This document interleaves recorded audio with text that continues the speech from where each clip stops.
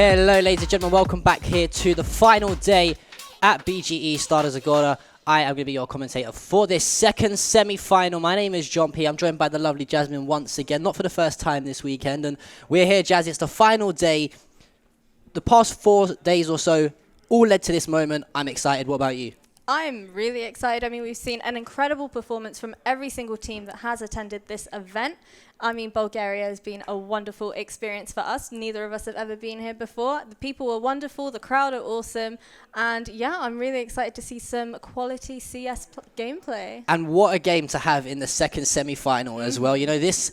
Going into the weekend, a lot of people saw this as our grand final. However, a few shock results saw Skade drop into the losers bracket side of Group A early doors after a bit of a whitewash on Mirage, pretty much. And I think it was a 16-6 or a 16-7 against Mbappé earlier on. Who knows, hopefully if they pick up this series win, they can try and get their revenge in the grand final against that later on. We are going to be talking a lot about Mbappé as to what these teams to expect going up against them in the grand final. But let's focus on this game, and it's Skade versus Fate. I'm really excited for this, John. We both know that these two teams are very well known, big favourites, especially here. I know you yourself are a big Mbappé fanboy. I called them to win the tournament. Yeah, he did. He actually made a bet with me yesterday in front of everybody. And he stated, if Mbappé do not win the entire event, then I get to pick what colour we dye his hair. And if Mbappé do win, I get to decide the haircut that Jasmine gets for the rest of next year. Oh, wonderful. I don't remember agreeing to that. I don't think you really agreed to that, but, you know, I thought I'd try and sneak it in there. But let's talk about the map vetoes quickly, because we have got confirmation on what our maps are going to be. And this actually, my pen went flying. Actually, I'll tell you what. I'm sorry, she's not usually like that. I'll tell you what, John. How about we hold off on the vetoes? Yes, let's actually... Let's throw to Niku to introduce our teams, and then we can delve into our vetoes a little bit later. Thank you very much, Jumpy and Veracity. Was that a bug? What happened there? all right. I'm not going to comment on it. So now it's time to see the biggest rivalry in the Bulgarian CSGO scene. Introducing first, that's going to be Skade!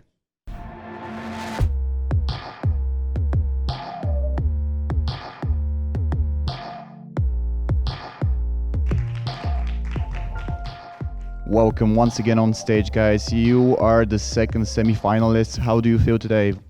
We feel good, we feel prepared, well rested, and ready to pop some heads.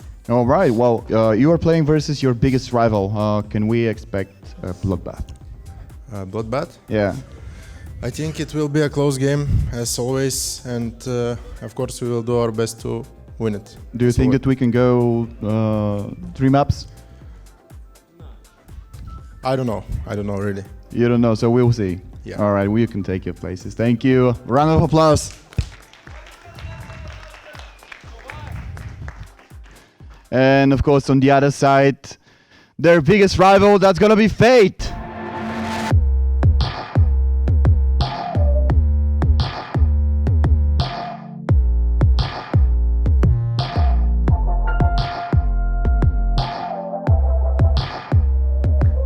So a round of applause, thank you.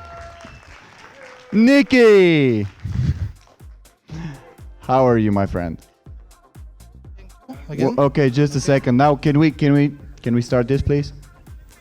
We feel good, we feel confident to win, and we are here to prove who is the best team in Bulgaria again. All right, and do you have a game plan against? Yes, of course. All right, you will not tell me anything, are you? No, of course. We're gonna show what we have. All right, and what do you want to say to the other team? Let's make some show and good game. All right, a round of applause once again. Take your places, guys, and enjoy. And Jumpy and Veracity, you can take over from here. Yeah, thank you very much, Nico. I promise I won't forget you should come the grand final later on. I had production screaming in my ear saying, John, throw it to Niku. But yeah, unfortunately I couldn't hear them. But luckily Jazz was in there to interrupt Flick my me. pen Flick my pen and throw it at me and say, John, get on with it. But yes, we have got Skade versus Fate. Some would say probably the Battle of Bulgaria, you could probably call that. You know, we heard some fighting talk there from Nikki in that interview saying, we're here to prove that we are the best team in Bulgaria. Yeah. And you know, I don't want to talk about predictions just yet, but some would say I might potentially agree with him. But let's talk about these map vetoes. We was going to talk about it a little while ago, and I was up there watching the veto be done, and the music was to my ears. The first ban, actually, go on. You can talk about the bans and the picks from each team. Okay, so we had the first ban coming out from Fate, and they elected to ban Nuke. Yeah. And then we had another ban coming in. This time the ban was Vertigo, and that was from Skade. So that means our first map, John P, is going to be Overpass, and that was Fate's pick with Skade being on CT, I believe, right? Skade being on CT. And then we have our next pick is Dust 2, and that is Skade's pick with Fate starting on CT. The last two maps that were removed were Train, which was removed by Fate, and Mirage, which was removed by Skade. And that means our last map, should it go to a third map, will be Inferno. Yeah, I'm just going to make a prediction earlier, and I think that it is going to go to that last map, personally. We saw, you know, a great game on Overpass yesterday from Fate up against Blue Jays. One person in particular who really impressed me on that map was Nicky. He, you know, early on in that game, I think Blue Jays had like a 6-round lead or something in that first half.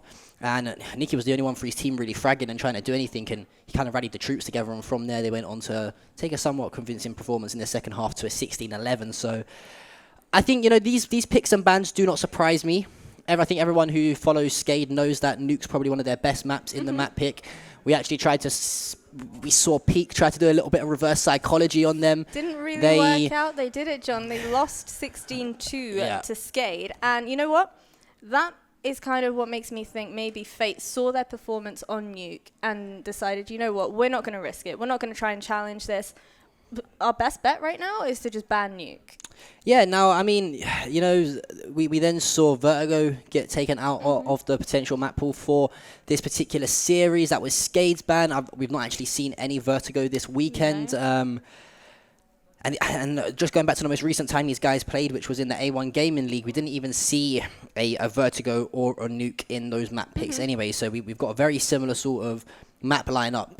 If it would have been a best of 5, we probably would have seen the Train and the Mirage in there. But other than that, it's like the first 3 maps that they played is a complete mirror matchup as to the way this series is gonna play out. And Overpass is going to be our first map. Let's talk. I'm a man of statistics. You know, I don't just wear glasses to look smart. I like to potentially think I am slightly book smart, or if not, street smart, sort of.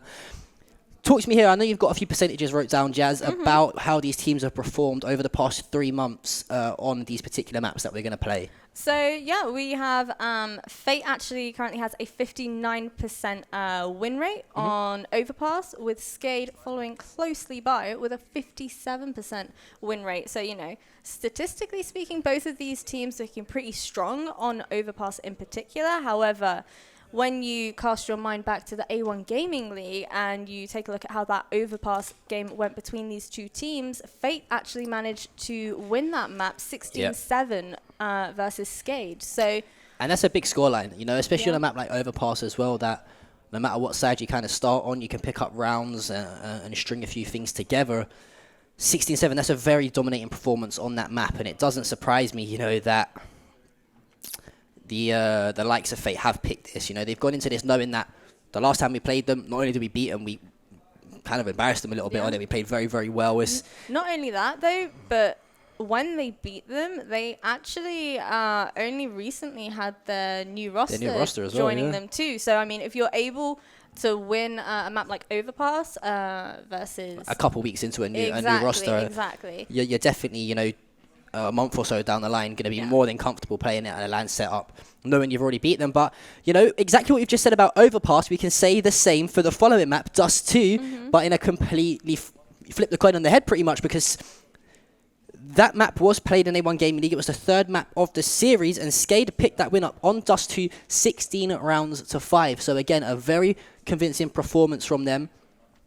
We have actually seen them play it this weekend as well. We saw them play it last night, actually, Jazz, against the Tenerife Titans, and it was a 16-6 win. They seem to be very, very strong on Dust 2. You know, they're a very aggressive team, especially on the CT side, where they throw those players up towards long to really put pressure on those double doors, and they're not afraid to out-aim people, because there's some very, very good players in this team. You know, every single person has the ability to pick up a 2K, pick up a 3K, and pretty much control around himself. Yeah, and I mean, the stats back that up as well. When you take a look at statistically speaking, Fate only seems to have a 35% win rate on Dust 2, whereas Skade has a 50% win rate. Not as high as it really should be, but... I think what we would have seen there is it would have been between Nuke and Dust 2 for Fate to veto. And I think that they probably felt slightly more comfortable on Dust 2 in opposed to Nuke, because we've seen how well Skade have performed on Dust 2 already this weekend, and obviously against them in the A1 Gaming League as well. Yeah. So, yeah, we just have to wait and see how this plays out. But going then into the next picks and bans, rather, we saw Train get taken out by Fate, as well as Mirage being removed by Skade, which doesn't surprise me at all. We saw them, really get put to work on Mirage against Mbappe earlier on. I think that map in particular surprised everyone. Everyone was kind of like, there's no way Skade lose this map, but there we have it. They actually ended up losing 16-7 to Mbappe, so... And the last map, obviously moving on to Inferno, we do get to see it yet again. I feel like we've not seen a single CSGO match or series this whole weekend without at least one map of Inferno in it. And we've seen some great games on it, some really, really great games. And let's again talk about the A1 Gaming League for a second. This isn't no advertisement, we do apologize, but we just like to talk about statistics here. That was the first map of the series, and it was very, very close. Yeah. A very close game. Skade did nick it, however, 16-4. 16-14. Yeah, 16-14, sorry. And I can see a somewhat similar map score there should it go to map number 3, because I do think it does.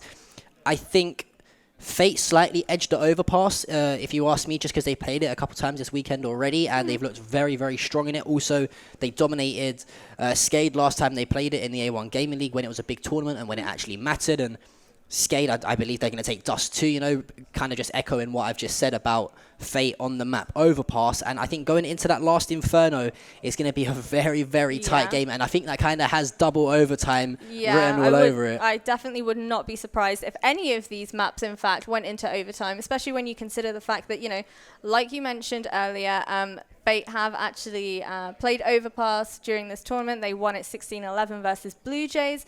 And I definitely feel like Skade kind of might have had a bit of an upper hand. They would have watched the game. They know how they play. They know their play styles. But I wonder, to what extent is that going to change when you're going up against a team like Skade and instead of a team like Blue Jays? Yeah, and obviously we're talking about the two best teams in Bulgaria here, if not some of the best teams in and around like the European region, outside of, the top 10, 20 odd teams in Europe.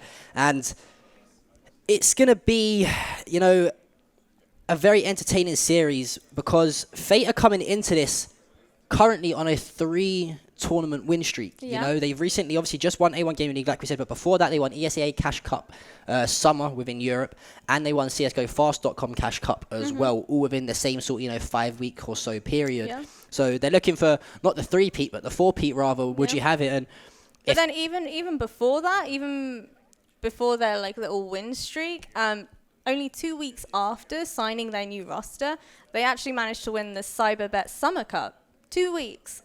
Yeah, and I mean, if you pull up Fate's Wikipedia page, the accolades on that are ridiculous. Yeah. I think, okay, we've mentioned that they've recently acquired Blocker and Patrick, I believe it was from Blue Jays, and Han also joined with them back in July.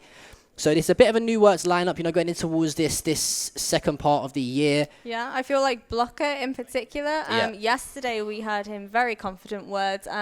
They actually left Blue Jays to join Fate. I believe his exact words were, "I'm ready to face anyone." So let's see how well that holds up when you're playing against a team like Skade. Yeah, exactly. And on one hand, I'm glad we get to see this match now, because obviously I think Mbappe have played very, very well and they very much deserve their spot in the grand final. But if you're a fan of CSGO and you're a fan of European CSGO, and especially the Bulgarian teams here in Bulgaria for the game Counter-Strike, then this is the dream matchup you wanted to see in the final.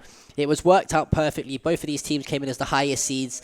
They were on opposite sides of the brackets in different groups. So it was set up for this to be the grand final. However, an upset in a best of one can just completely flip the table in this situation. We want to quickly mention as to why the winners of one group are playing quote unquote the losers from the losers bracket of a different group, because you know traditionally in CS:GO it's usually just a one bracket format towards the later stages, and you go through the losers bracket side of things, and you have the winners finals, the losers finals, to then go into the grand finals. Correct? We did run this for two different groups. We had a group A and a group B, and we had two separate brackets. Therefore, the winner of Group A played the runner-up of Group B, and vice versa. The winner of Group B played the runner-up of Group A, rather. Sorry. So that's why we've got Skade versus Fate here in this second semi-final. The winner advances to play against Mbappé. We are going to be jumping into Inferno relatively soon. We've got one more player waiting to join. Oh, sorry, Overpass, not Inferno. Inferno's our last map. You know, I'm already calling that. I'm already saying it's going third it's going third yeah? map. It's going third map. Do you have a prediction for me yet? Are we talking? I mean, I've already said I think it's going to be a 2-1 in terms of actual map score, but I don't know the actual individual maps itself, the actual score for the round scores. I think this is going to be somewhat of a close first map on Overpass, but I don't think the squad of Skade are going to make it too uncomfortable for Fate. I think we're going to probably be looking at like a 16-9 maybe, you know, a 16-10.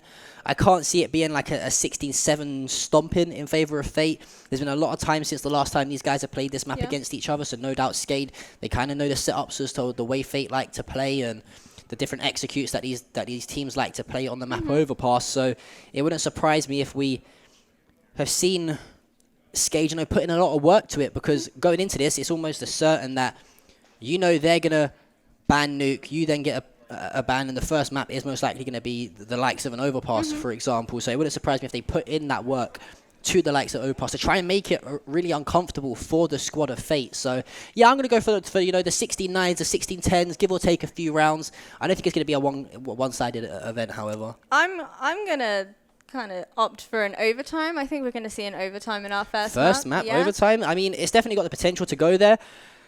Again, I think it comes down to those important rounds in and around the middle of the map where we're headed into those full buys, you know, where the economy is not looking too great on either side, and the potential to reset the economy for one team. That's where it's going to be, you know, won or lost, in my opinion. And I think just Fate have the edge. They're coming into this, you know, they've not lost a single game yet this tournament. They're very confident. They're playing great Counter-Strike, and I think that game against Blue Jays on Overpass yesterday, where there was, you know, 5, 6 or 7 rounds down, you know, being able to clutch up and go huge and make that sort of comeback to then win the game in a very dominating performance in that second half. Even if they go, you know, a few rounds down to Skade here, they're going to be very confident playing, you know, one of their preferred maps that they can turn this around at any time. I feel like when you're playing against a team like Blue Jays, though, if you're Fate, I feel like it shouldn't have been as close as it was. No flame intended at all. But then again, I think the Blue Jays played very, very well yesterday. They certainly stepped up from the first game we saw when they played against Imposters. They looked like a pretty much a brand new lineup going into the next few days. They play some very good CS:GO, and again, Overpass is one of those maps, you know, where if you get a bit of control in the map and you get the economy looking a bit worried on the side of your opponents, it is a map that can swing either way. But I think we might be heading into this first map here on Overpass. It's Skade versus Fate. The Battle of Bulgaria taken down here in BGE Stara Zagora. And we're going to kick things off with Skade on the CT side, Fate on the T side. How is this first pistol round going to go, Jez? You know I'm a big fan of the full send it, the full rush, John. I'm hoping. Yeah, your go-to strat is just rush the bomb site. Just hope for the best. Why not? What about you? Go on, talk. I'm just trying to think back to what I've seen of Fate on this map from T side. They've been getting aggressive up towards Monster quite a bit to try and push out onto Pillar and take that B-bomb site. But they also, however, do like to play a bit of a fake where they send 2 very aggressively towards Monster. I remember one play where they used a lot of their utility onto B and they sent 3 players up A long. The whole team rotated towards B and they had complete control of the site. So they're a very intelligent team here, Fate. They know how to maneuver around this map. They know what the power spots on the map are, where to get control of, and Again, one player in particular I'm looking for is Nicky and Mar as well. Mar, when he more so on the CT side, he impressed me a lot more. He likes to play in and around toilets and banana on CT side. He pushes up and gets very aggressive, you know, towards that connector, towards Fountain and towards where Party is as well. You know, he gets very aggressive there, and he picked up a lot of opening frags on the CT side. They are, of course, starting on T side, so we're going to have to wait and see if he can find those opening frags as they try to push out and take a bomb site, however. But yeah, definitely looking at Mar and Nicky here, as well as the AWP player, of course, Han, for the squad of Fate. And I know he's impressed you a little bit, and you've enjoyed watching him play. I mean, I think one player I'm definitely going to be keeping my eye on this map, in addition to Han, is definitely going to be Duplicate, as he did struggle when they played on Mirage versus Mbappe. So only time will tell. Was that an off game? I guess we'll find out. Yeah, and you know, this is the sort of push that I was talking about, where they like to send 3 down towards A long. They're not going to be faced by anyone just yet. There is Dennis Law, however. This is the position that I was talking about. I was like, this would be great if, you know, you smoke off that long area, have one person sat in that corner over there. Hardly any time does anybody check it. Yeah, and the bomb is just going to be in and around toilets at the moment. As you know, so let's go to Fate are going to be making their way down Banana and trying to set up some sort of push onto this A site to potentially take it. The Molotov coming in from Nicky. Denny going to hold a fantastic angle there, however, finds the first, finds the second, finds the third. Can he find the fourth as he gets taken down by Blocker? But Oxygen and Rainwalker are there to clean up the day. But Denislaw, really sneaky in that corner, man, finds the first shots, but fantastic use of flicking onto those 2 headshots there for the second and third. That was amazing. I mean, you can hear the guys are already very hyped up on the stage beside us. Cheers all round, John, as we see our trusty 2 MP9s, FAMAS, 2 M4s on the side of the CTs. We see our T players. It looks like this is going to be a bit of a push. We see our CTs playing quite aggressively towards that toilets area. They know they're going to be eco against pistols, you know. Nicky taking a bit of damage there from a nade that was thrown at his face. Yeah, I like that from Skade on CT. You know, again, winning that first pistol round, allowing yourself to set up a sort of full spy, going in with the 2 MP9s, the 2 M4s, and the FAMAS in the hands of Duplicate. They know the team of Fate are going to be eco, and they've probably got hardly any utility to work with. And as I say that, I take a look at it. There's 3 smokes and 2 flashes for the side of Fate. So why not get up aggressive with those MP9s? You know, you're going to win the aim duel 9 times out of 10 unless someone hits a ridiculous 1-dig onto you. Which, to be fair, we have seen quite a few nasty 1-digs on this map. Throwback to when Zix hit that ridiculous. Oh yeah. 1-dig out of connector onto the player who was boosted up, but it looks like the bomb is gonna be making its way towards. I think it's gonna go towards water. Yeah. It's gonna go towards water. But Yeah. Rainwaker, he's not actually watching the short push. He's relying on Duplicate, but Duplicate completely flashed, being taken out by Blocker and Han. I believe that was Oxygen, unable to pick up a frag on Nicky. And how many times have we seen this, Jazz? The teams win the pistol rounds, and the follow-up 4 spy round, they just crumble out. You know, the teams pick up the Deagles, for example, or even just fully eco.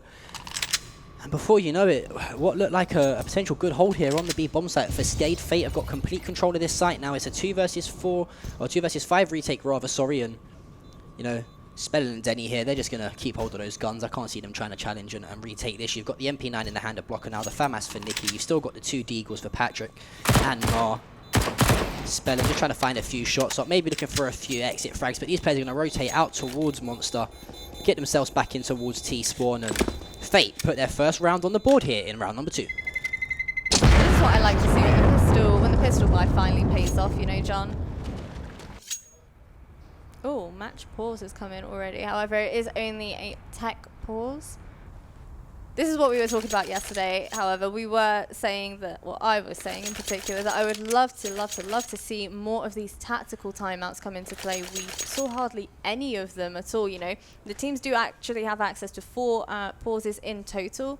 But we actually I'm pretty sure we've only seen 1 tactical timeout. Yeah, I think we've seen one the whole tournament. Yeah. But it wouldn't surprise me if we see a few in this series. You know, like I said, you've got 4 available there for you.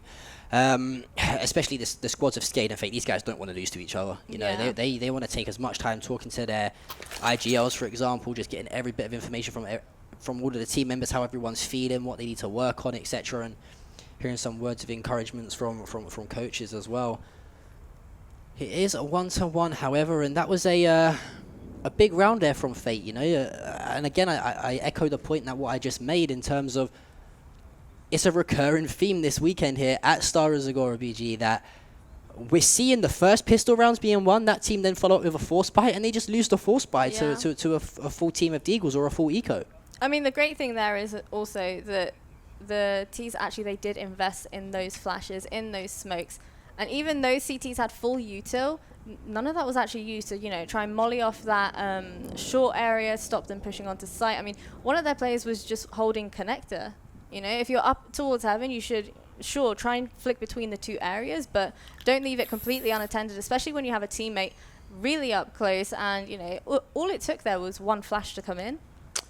Yeah, and if you're the squad of Fate here, I think, you know, they're going to know that the squad of Skade are going to be, you know, forced to eco bar the two members that followed themselves through into the next round, which was Duplicate and Dennis. Or they've got an M4 and an MP9. So I guess if you're Fate, you probably just get quite aggressive, commit to a bomb site, completely take it and get the round done as quickly as possible. And then you should head into the following round with a slightly better bit of economy on the side of Skade. And if you're Skade here, do you know, maybe use your utility, buy a few flashes maybe to try and flash Duplicate in onto a site with the MP9? Well, but then again, it's just...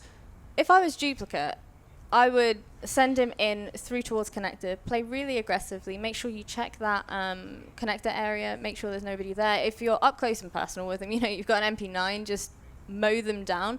Worst case scenario, you know, you get taken out, but you'll have that initial info. Do you hear footsteps towards that monster and water area going up towards short? Do you hear them above you towards mid? You can relay that info to your teammates. But a player like Duplicate with an MP9, I feel like that would definitely be a great play to go here. And I think the good thing about Fate here is that should they get aggressive towards B, and you know, they are met with the likes of Duplicate, for example, they can then rotate very quickly towards the A bomb site. These two bombs here on overpass are very, very close together. You know, it doesn't take long to rotate to the sites at all if you go either through connector or up through the back of A site where bank is, for example. That it's a very quick rotation, but we are gonna be getting a bit of a reset coming in here as the round backup, luckily for us, is going to be applied. And we now head into this third round soon, and hopefully we get this game up and running for you as quickly as possible. Again, we do apologize for the slight delay, and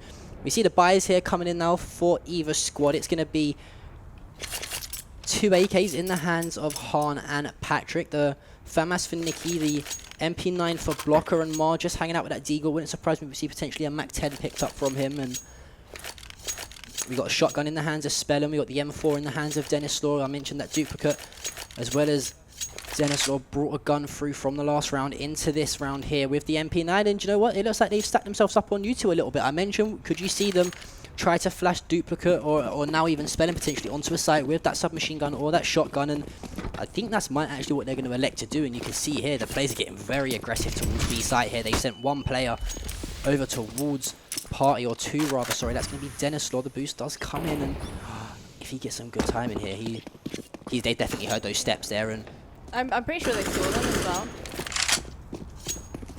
What on earth is happening though? The T's are pushing up towards A long. I'm pretty sure they saw those players in and around party, but they've not relayed that information, or so it seems, as we do have 2 players sat towards that connector area. Bomb is now choosing to make its way all the way back. Have they just juked themselves? I think they might have just juked themselves, to be fair. Yeah, there's still 4 players from Skade on B site as one makes his way over towards A. There's no way they've got the timing. They're going to leave one player here at B site, which is going to be Spellum with that shotgun to just hold off this monster push as long as he can. He's got the flash in hand. Does throw that flash out just slightly too soon. I think he was trying to probably anticipate a bit of an aggressive push there down monster. You can see, I'm pretty sure he might have spotted something. They're going to re-rotate again here. Oh my goodness. This is what I love to see. Mind games, John. All mind games. Yeah, I mean, they have got 30 seconds to work with, you know. The bomb is now coming through playground to try and work its way towards A. Han just trying to make as much noise as possible, and him throwing that utility and making noise there has kept 4 players from Skade on the B site. It's all up to Rainwaker. He's going to find the first onto Nikki. Fantastic 1D. Can he find the second? That's going to be onto Rainwaker. Finding one, finding two, finding three, but Blocker is going to take him down. Finds the second frag as well, however, does run out of bullets with that MP9, and 3 versus 1 now in favor of Skade. The timer's going to run out. What a fantastic hold there from Skade, in particular Rainwaker. 3 kills in quick succession with that Desert Eagle. That's a huge, huge round there from Skade. Yeah, absolutely. I feel like the mind games were all over the place that round, John. That was a great play by him. But I just feel like the T's waited way too long before committing to a bomb site. It almost seemed like they weren't entirely sure what they wanted to do themselves until, you know, they absolutely had to make a decision. We see the molly coming in towards mid there.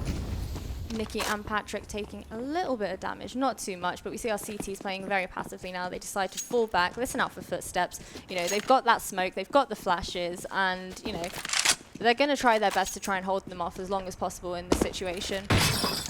Yeah, he still have got the MP9 in the hands of Duplicate. However, you know, didn't have enough to get himself any sort of better weapon, and the utilities looking pretty decent from Fate here. You know, they've got the 4 flashes, the 2 nades, as well as 2 smokes in the hands of Blocker and Nikki. And Spellin just still hanging out towards this A site, trying to face down towards long and get any information he can. He's going to proceed to shift walk, and I think he's going to get caught by Patrick here. He turns the corner, does get killed.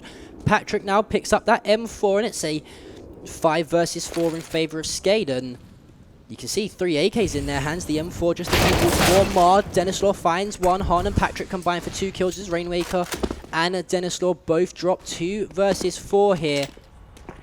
As it looks like Duplicate and Oxygen are going to probably just try to save these guns and take them through into the next round here, as the bomb site is completely open. Fate get the plant. They're going to go in with that plant bonus. Do you think they go hunting here? I think you probably do. Yeah, I think you send at least one person hunting to try and find those kills. You're going to know that Skade's either got at least 1 M4 or an AK in their hands, if not 1 of each. And yeah, I mean, it's still early doors, so I can't really see them electing to go for that hunt, but I feel like they're opting for the approach of, you know, let's try and build our own economy. Yeah, let's not worry about theirs just yet. You know, we can focus on that in the later stages of the round. That's when, you know, that 8th, 9th round is where you'll probably start to see a lot of people start hunting for the kills, because it's getting to the business end of the half where they want to try and pick up as many rounds or force the ecos as much as possible. So 2 rounds apiece right now as Fate do pick up that bomb defuse, head into round number 5, and interested to see the economy here from Skade. Rainwaker does pick up the M4. Luckily for them, they do have enough to buy themselves 2 Famases as well. That's going to be Denislaw and Spell, and a decent little bit of utility here. So this isn't actually looking as bad as I would have thought for Skade. I'm wondering if they're going to elect to go for another fake here. We saw the molly and I believe it was a smoke going towards Monster area. However, Patrick, Spellin, the ultimate showdown we have here, John. Yeah, Nikki is going to find the first frag onto Denislaw, however. And looks like Patrick is going to find that kill onto Spellin after a fantastic flash from Han. 5 versus 3 here. The bomb is going to be making its way towards Monster to try and take on to this B site, but there, the Duplicate can go huge here with this. Yeah. The flash, however, coming in from Nikki. Han's going to help him out as well. Patrick finds the kill, but Rainwaker finds 2. Can he find the third? He can't, as Han cleans him up. He only had 13 HP in that situation. There was no way he was going to make it. But yet again, John, we see the flashes coming in from the T players, and, you know, it paid off for them. As soon as that flash came in, there was nobody. It just almost seems like there was nobody watching one another's backs for the CTs. As soon as that flash came over, you know, both players just dropped like flies. It was great use of util as well from the squad of Fate. You know, they knew they had the flashes to work with, and no doubt they could see Duplicate was still alive. So that means that there is going to be an MP9 lurking around somewhere, whether it be towards Monster or, you know, waiting on site or short for a potential push onto B. So we see the flashes come over. Fantastic use of communication there to know who's alive on the opposite team, and just like that, Fate pick up another round, and it's look like it's going to probably be a bit of an eco round here for Skade. They've not got a lot of utility to work with, no armor bought just yet, but we are in another technical pause at the moment, guys. We do apologize. Yeah, it does seem like the team should be ready to unpause anytime soon. We do see Han picking up the AK, trading that to his teammate Nikki. I'm hoping, John, we see Nikki play quite aggressively towards connector, gain some info for his teammates. We do know that, you know, these CTs, they don't really have much to work with, so if he can push up through towards connector, maybe towards banana, he can take that area with his teammates. Yeah, Nicky was that player that I highlighted. He played fantastically well on overpass yesterday, and this bomb is going to work its way out towards playground now, or they might actually elect to rotate this towards connector, and 4 players from the squad of Skade really aggressive up towards A-long. Again, this is an eco round. They've got no armor at all to work with, and 2 players from the squad of Fate are now pushing their way up through connector on to banana, and this might work out. Oh, Hans, such great gamer knowledge and map awareness there to know that, okay, these guys could get quite aggressive, and they're going to return. Nikki finds the first shot, and it's going to be a bloodbath down A-long here as multiple players traded out for each team, but Fate do come out slightly on top. 3 versus 2 now. Duplicate and Oxygen, both with the USPs. They haven't got any armor to work with against the 3 AKs of Mar, Blocker, and Patrick. A lot of utility left to work with here for Fate as well. Duplicate gets find that Mac 10, he gets instantly killed by Mar. However, that's going to be Oxygen who finds the kill in the back of the head of Mar. He picks up the AK as well, and the bomb is planted on B, and these guys are going to just, you know, both hang out over towards water here and try and set up some sort of crossfire, as it's all up to Oxygen now for a 2v1 retake. But he's got, he's got 1 flash to work with here, no armor. But it looks like he's actually going to try and make an attempt to pull this round off. I feel like maybe he's hoping they don't suspect that he will even attempt to go for this, but you know, with a flash in hand, he doesn't even have a kit, so you know, it's not worth him risking trying to go for it. He doesn't have a smoke. There's only a flash in hand, it's just not worth it. I don't know if he's just hoping for an exit frag off of the site here when they try to rotate up towards A, but it is going to be another round on the board for the T side of Fate here, and we are going to now head into a full buy, and I think we're going to see an AWP in the hand of Denislaw, and AWP coming out for Han as well. We're finally going to see that head-to-head showdown. We saw Denislaw, I thought, played fantastically well yesterday with his AWP, by the way. Really, really clean shots he was hitting, very confidently as well. And it's up to Han to try and shut that man with the AWP in the hands of the CT sides. Denislaw down, and this is going to be a very aggressive push from both teams towards the B side. The flashes come out. Oxygen momentarily blinded, as you can see all the utility pretty much being used here from 2 players of the squad of Fate, but Nikki drops as well. That's going to be Spellin, and the bomb just elect to say, okay, Skade, you've got our respect a little bit. We're just going to relax before we elect to make our next push onto this bomb site, and the bomb is going to be rotated towards short here, and there's actually 1 player who's Spellin, who's working his way up banana to try and potentially get into connector here. I'm excited to see this AWP v AWP showdown, John. Yeah, we've not seen a lot of AWP duels at the moment. You know, we've not seen a lot of people face each other, especially on maps like Inferno as well, you know, where you kind of are used to seeing those AWP duels down banana, for example, and mid. But let's see if we are going to see one here. It's going to be Duplicate hanging out towards barrels, and you've got Blocker and the bomb still in and around water and Monster. And if you're Fate here, are they a little bit stuck as to what to do? I'm really impressed with the patience from the squad of Skate, and it pays off as Denislaw finds 1, finds 2 with the AWP, but Han wins that first AWP duel this round, and it's going to be a 3 versus 1. He's going to elect to just save that AWP, run off to fight another day. You know, the economy is pretty decent in the squad of Fate, so no doubt they'll be able to put the AKs back in the hands of their players as well, and it's going to be 4-3 here going into the 8th round. You know, I feel like we're seeing this just time and time again. It just seemed like they waited way too long to finally commit to a bomb site. It seemed like what they were going to attempt to go for is, you know, just wait it out, wait until all the CTs throw their mollies, throw their nades, and then try and throw a flash over and make something happen. Like we've seen them do time and time again. However, this time it didn't seem to really work out for them. Yeah, and I mean, I mentioned prior to the start of the game how impressed I was with Fate being aggressive towards bomb sites, but I don't know if they're, you know, they're getting a little bit stuck at the moment in terms of their they're making that initial push in there and they're getting that initial control, but it's just trying to execute that take onto the bomb site where Skade are just having the answers right now. And another aggressive stack over towards B. Only one player from Skade not currently near the B site, and that's going to be Spellin, but he's electing to rotate back right now after the first frag is found onto Blocker. But Oxygen has a great position here. Absolutely fantastic. Just wait it out. You'll be able to hear their footsteps. As soon as you see them, fall back, call it out to your teammates and get that backup that you need. Bombing's going to be making its way back towards Monster now as... No, we've seen quite a few double, if not triple fakes here coming in from the side of Fate so far. And but the risk then is, John, you take way too long to finally commit to a bomb site. Before you know it, you've got like 20 seconds, 25 seconds left, and you're trying to push out onto a bomb site and find the kills as well as getting the plant as well. It can turn into a bit of panic stations, you know, from the T side. But Fate still playing very patiently. Wouldn't surprise me around the 35-second mark we start to see the utility usage as Han. Fantastic wallbang through the smoke onto Oxygen. That's the opening frag that the side of Fate needed. The boost from Patrick does peek towards Heaven. Nothing found, but you can see two players over towards Barrels, but doesn't get the angle. As Spellin comes behind, finds two.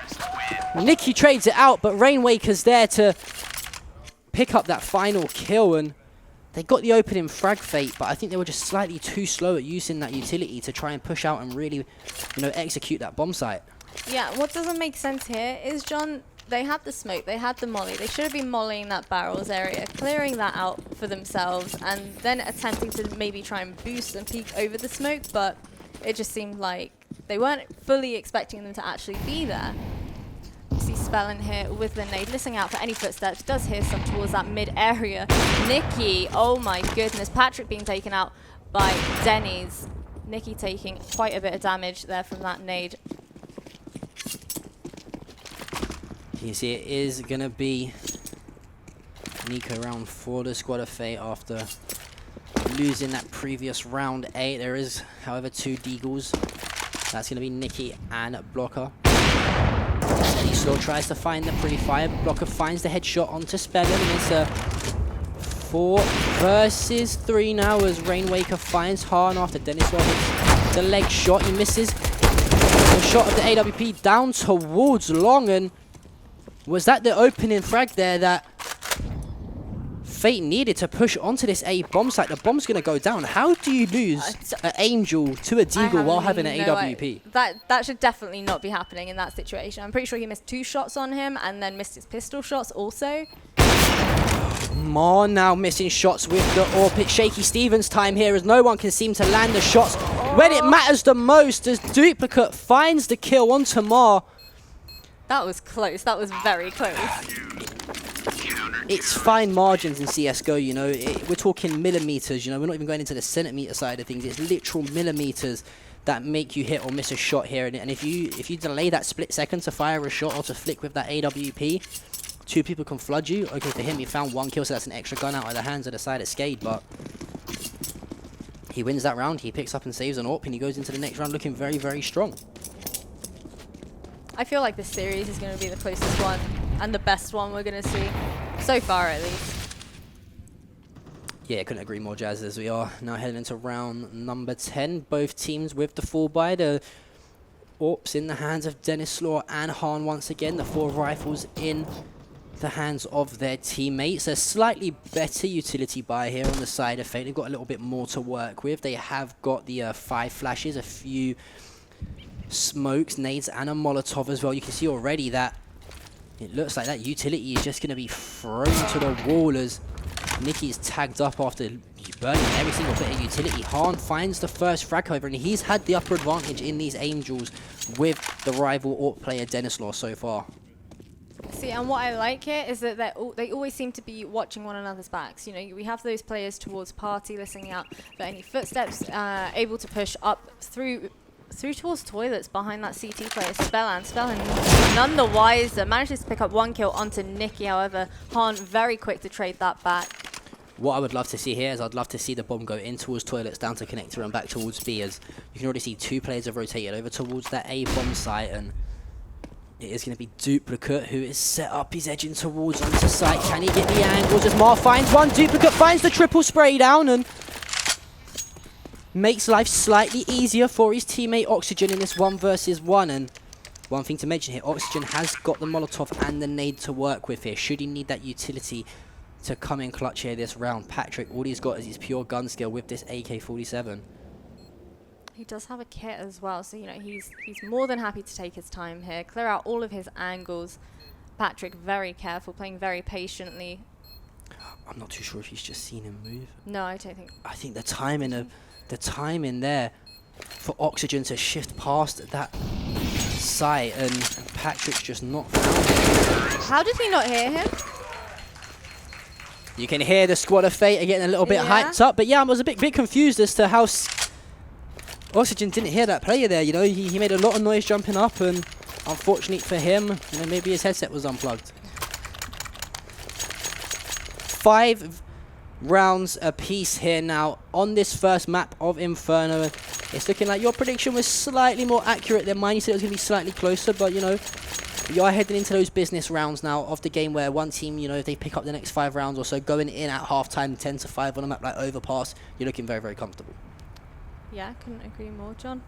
You see, Nicky, his money isn't looking too great. I'm wondering, are they going to give him a MAC-10 instead of allowing him to buy an AK? Maybe pick up a MAC-10, try and pick up as many frags as you can on these CTs, especially considering the fact that, you know, Denny's and Rainwaker both armed with only pistols in this situation.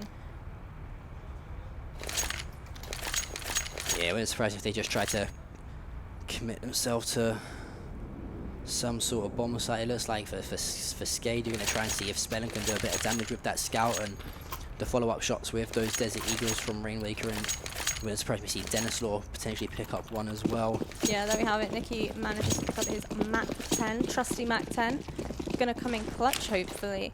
You do see all of that utility on the T's is looking fantastic. That flash coming in clutch also. Spellin taking a little bit of damage towards that toilets area, deciding to fall back towards long. However, we still see 4 of these CT players stacking towards B bomb site. And I mentioned, I think what Skade would have done is probably done a lot of demo reviews and VOD reviews, right, from the last times that they played Overpass. The majority of the time I see or at least this weekend I've seen Fate play Overpass, they do like to play towards that B site. That's why the heavy stack is there, but Spellin finds the first. Nicky's there to trade out, and it's complete site control here on A for the squad of Fate, but a bit of miscommunication as the bomb takes slightly longer than usual to go down. It does eventually drop, however, and it's going to be a 4 versus 4 here as Skade try to retake this site, but they've only got Desert Eagle and an M4 to work with. Mar finds the 2K with the spray down. It's a 4 versus 2. Harm finds one. Can he find the second? He noses over towards Bank. You see Rainwaker try and run off to save that Deagle. Mar finds the 3K that round, and I said, hey, Mar's a player to watch out for. You know, he does what I like to call the dirty work for the team. You know, he's never a player, or at least from when I've watched him, he's always been, you know, sort of middle fragging for his team. You know, either second fragging, third fragging, and around that region. Does he have pop-off games? Of course he does. Any CS:GO player can have, but he's that type of player who will sit and do the dirty work, just hold those angles, and he's a player. You know, he's got ice in his veins, sort of. You know, he can make those plays happen when he needs to, proving it there with that 3K. As the bomb is going to be sent towards Banana, but this is an eco round here for Skade, and you can see how aggressive they are, and I think this could work out for Skade here, should these players shift past them. Yeah, look at that crossfire that they've set up towards toilets.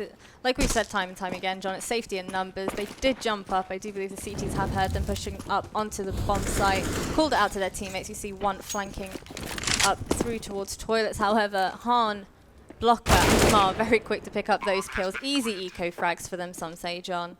As Mar finds the kill onto Denislaw, 7-5 now in favor of Skade, in favor of Fate. Sorry, Skade really struggling, as they are now gonna have enough economy to get a full buy into play, and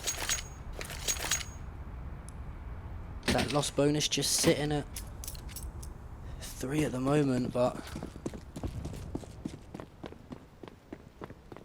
Look at the timing on this strat call here from Fate. The full execute onto B site is going to come in here. They're just going to storm down Monster. It's going to be an all-out barrage of bullets as Oxygen finds the first onto Patrick, but Mar is going to trade that out. Duplicate finds one.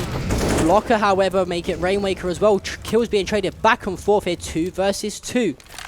Denislaw with the AWP. Fantastic smoke there from the squad of Fate. They know Denislaw is going to be occupying up and around heaven with that AWP to try and get some info onto the bomb site and find a few kills. Nicky, however, does get tagged up. The nade's going to pop down. Can it finish him off? No, he just gets away in time, down to 37 HP. And just like that, 2 kills back to back. Denislaw and Spellin both picking up those frags. Hasn't got the defuse kit, however, but that's not going to matter too much. Plenty of time left to work because that bomb's going to be defused, and it's going to be 7-6 now in favor of Fate.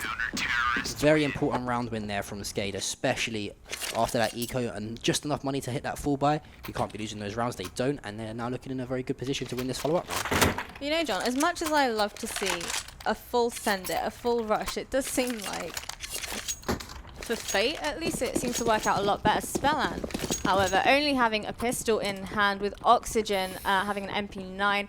Wouldn't surprise me if we see Spellan try and play a bit more aggressively, get that initial info for his team. Denislaw facing towards mid, manages to dodge those initial flashes. However, he does need to be very careful here, as it looks like the T's might try and push. Yeah, they're going to try and push up towards short. However, the CTs, they have plenty of mollies and nades to work with. Spellan managing to pick up a kill on to Patrick. The numbers advantage in favor of Skade here, as they are going to try and hold this B bomb site. The bomb, however, is going to be rotated its way up towards playground, and surprised if they head down A long here or towards banana to try and get that banana control to force a push onto A site and take that A site. You can see the rotation now coming in from Denislaw and Spellin. I think if you're Denislaw here, you probably try and face one of these players to try and get a frag. He does just that, misses the shot. However, how cost 2 shots back to back missed from Denislaw. He finally finds the frag. However, Mar's going to trade that out instantly. 3 versus 3. Mar, is he going to get the timing on these players here as the smoke clears? Rainwaker literally on the other side of this smoke. Oxygen joins the party as well as Rainwaker finds the kill. 3 versus 2 here now, Jazz. Han waiting for that player to peek out. The flash comes in, but it's not going to do any sort of effect to Han as he finds the kill onto Duplicate. Nicky, can he find a kill onto Oxygen? Yes, he can. There's one more. That's going to be Rainwaker. Takes him down. 1 versus 1 here. Oh no, he's not going to make it in time, John. He's... Oh my god! Han! Oh my god! Absolutely crazy from him.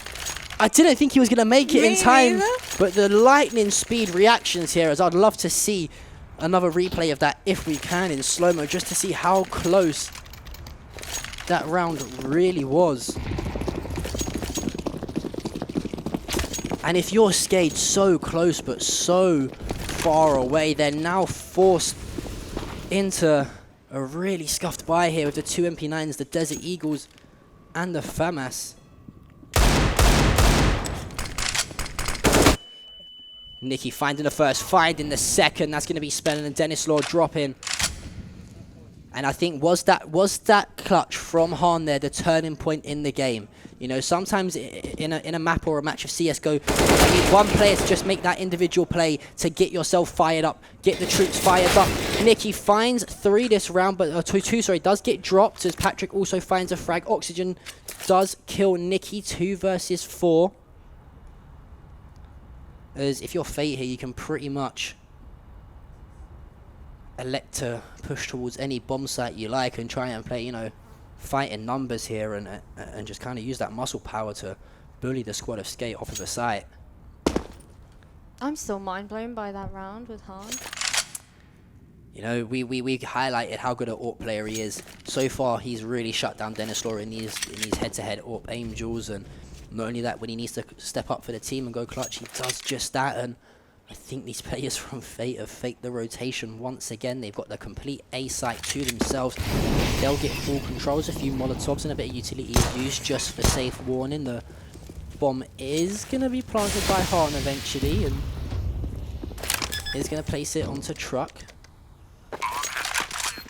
I think these players are just going to try and get some sort of exit frags. We see that, I do believe, I think it was Oxygen, yeah. going in for any sort of cleanup and pickup he can. However, his teammate, no, himself being taken out by Blocker there. Rainwaker, he should have the information to know exactly where he is. Blocker finds that kill, and it's going to be a 9-6 lead here in favor of Fate at the half. And Can we just talk about... Okay, I'm coming back to that same round with Han. Did you know his teammate, Mark, you know he was sat on the other side of the smoke at CT. There was two of them towards CT. He had a molly in hand. Had he thrown that molly, there's no way it would have been as close as it was. you know what? You heard Nikki say it. We want to give these guys a bit of a game. We want to give the crowd some entertainment, and that's exactly what they're doing. As we are heading into this pistol round, the sides are switched. That means Skade's going to jump over to the T side. Fate on the CTs. And just like that, Denislaw finds the opening frag onto Mar. And Looks like that P250 paid off. Denislaw, you absolute beautiful man. Fantastic shots there as he completely eliminates Blocker from having any input in that aim fight. 3 versus 5. Now the bomb is going to be pushing over towards Monster by the looks of it here. Jazz, there is one player on the B side. I believe that is going to be Nikki. I'm wondering if they're going to try and do some sort of peek, maybe? Oh no, they're committing. They're committing to this, John. He does find one onto Oxygen. Can he find the second? No, Duplicate's going to be there, but Patrick trades that out, and it's a 2 versus 3 here. Spellin, the only player left alive in this round without any sort of armor to work with. And But fair play to him, though. That P250 buy definitely worked out for their teammate, yeah. really paid off for him. You know, 2 fantastic one-taps there onto 2 different players this round. And it's a 2 versus 3 retake here as Denislaw with that P250 again, tagging up one player. It's only a matter of time before Han drops. Duplicate finds the other.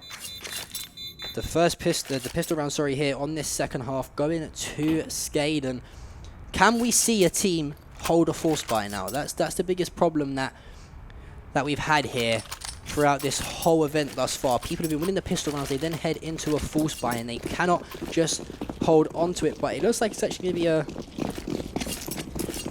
force from the side of Fate as well. We're going to see the 2 MP9s come out to play, the Scout as well as the Eagle in the hands of Mar, and Nikki finds that first shot onto Oxygen. That's exactly what he was looking for. Doing a little bit of damage off that Scout. He now knows that all these players have to do is hit him once, no matter what gun they're using. Should it be the Deagle, they are going to pick up that kill, and the bomb now is going to be dropped. As these players in and around Party here, and Playground look to just try and get some sort of information. There are a few players over towards Banana, and Molotov going out. Nikki is going to back up and electric rotate himself back further onto that A site. Duplicate just missing out on a shot there on Blocker, who was hanging around towards that exit of Monster. Oh, fantastic shot from Duplicate. He missed the first tap a minute ago, you know, repositioned himself, found a different angle, and finds the headshot there on to Blocker. And you might see this bomb here make its way towards the B side. Duplicate trying again, and I'm not 100% sure who that is. It's Patrick, you know, the squad of Fate here playing with their lives a little bit. We've already seen one fantastic shot out of Duplicate, and this bomb's going to get up and aggressive towards B now. We're definitely going to see these flashes come into play once again. You know, they end up being cool flashes. Oh my goodness. Somehow gets out of his life, but Han's going to find the kill. Nikki finds one as well, and it's a 3 versus 2 here in favor of Fate after Nikki finds the kill. Marv finds the second. That's going to be Spellin, but Rainmaker trades that out, and Rainmaker down to 36 HP. Has got the bomb in hand, a flash and a smoke to work with. Nikki with the Scout, finding the kill. And already you can hear there's a bit of vocal exercise coming out of the squad of Fate, to say the least. You can definitely hear them fired up and ready. 10 rounds to 7 now, as there is a tech issue. I do believe once again we are just waiting to... Can we just talk about... Did you see how many of them had flashes? Yeah, and you kind of called it. You said no doubt we're going to see the flashes come over towards the site to try and to push out onto B, but... Had they thrown those, they would have been able to storm onto the bomb site. Not a single flash comes into play, and unfortunately it does cost them not only their lives, but the rounds as well. And That was one thing that Fate did incredibly well. And I feel like they could definitely learn a thing or two from them. now the squad of Skade are going to be forced to eco. You do see a few Tech 9s in the hands of Duplicate and Ooh. Dennis Law. The Deagle's coming into play. Oxygen picks up a Tech 9 as well, and it's a full armor and pistol buy here for the squad of Skade. They've got one smoke, make it two, as Oxygen and Rainwaker have those to work with should they need some utility this round. Spellin is gonna now pick up two flashes and a smoke of his own, but looking at the squad of Fate here, I think you're gonna see a very aggressive push up towards the middle of the map here. You know these guys are gonna be ecoing. That means they're either gonna be flying themselves through Banana or long towards the A site, or they're gonna be pushing down Monster in towards B. And I've said exactly what's happened. They've sent two players really aggressively here with these Mac 10s up towards Banana, and already look at how fast Mar is into connector here. Absolutely love that. The execute is going to come in. The flashes do pop onto the site. Patrick finds the first, finds the second. Nikki and Blocker there are able to combine for the third and the fourth, and it's all up to Rainwalker. But can we just take time to appreciate how fast? Yeah. I think was it Mar or Han who got in to connector before the round had even started. He was pretty much in their spawn. I mean, it definitely looked like it paid off for them, didn't it? I mean, it made no sense for them to just sit and hold back, especially when you know you're playing against those pistols. Rainwaker pushing up towards Monster. He does know that the bomb is actually on site, so I feel like he's definitely just going to try and inflict as much damage as possible. Fortunately, he gets taken out by Blocker just like that. The score is now 7-11 in favor of Fate. And again, due to that heavy armor buy, as well as buying some utility and the Tech 9s in that last round, the economy is not great for the squad of Skade right now. This is going to probably look to be a fairly comfortable round win here for Fate. That puts them to 12, and we're now looking only to be a few rounds away from taking map number 1 here on Overpass, and it looks like it's going to be a rinse and repeat of what we just saw in the last round. Two players very aggressive, pretty much already up, blocking these T-spawn players from even coming out of their actual spawn point. As I want to know who that is, I want to jump onto this player here, Mar. Mar's going to have 4 players from the opposition team push up towards him. Especially with Rainwaker being incredibly lit right now, that's an easy kill for him. All he needs to do is just relay that information. However, the bomb is sitting towards that Monster area. Blocker finds the first. Here's Mar. Finds one, finds two, finds three. Just like that. Spellin actually finds the knife onto Patrick. Can we get a replay of that Yeah, knife? can we see that knife again for sure? Sneaky beaky from Spellin, and that actually does wonders for his economy as well, actually, to be honest with you, as we are going to head into a buy round here for Skade. The 4 AKs, the Galil in the hand of Oxygen. We have yet to see a fake here, John. On this half we haven't, no, yeah, Yeah. exactly. But I think that's just because Fade are just answering so quickly to any questions that are asked by Skade. And the flash is now coming over towards Toilets and Bananas. You see the smokes drop there to block any vision for the CTs to get any of that information. Rainwaker and his teammates going to make their way down into Connector and out on towards Water and try to take hold of this B site. But you see that Mar was playing so aggressively. He heard all of those footsteps down towards Connector, called it out to his teammates. They're well aware of exactly what's going to happen here, John. I'm still surprised though with the 2 players over towards A haven't rotated just yet. There are still 2 players hanging out towards A. Mar is going to make his way through Connector to try and find a few frags here in the back of Skade. And you can see there, yeah, one more player is going to rotate over. And this is a very good setup here from Fate. They find their first shots on to Oxygen. Nikki peeks the corner, finds the wall bang with the FAMAS onto Duplicate. Patrick, I'm not sure if he saw one towards short. He does find 2 kills, however, as Walker's going to help him out. Dennis Law finds 1, finds 2. This makes the round a little bit interesting, but he is very lit. He drops. The bomb's going to be down. Mar's going to send a flash out towards Spellin, and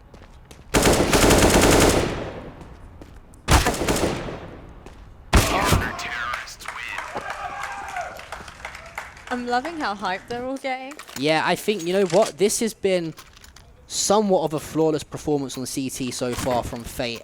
every single question Skade have thrown their way, they have got more than the answers to. To be honest, they're answering before the question even comes. Every single thing, it's like they're literally 2, if not 3 steps ahead of Skade at all times.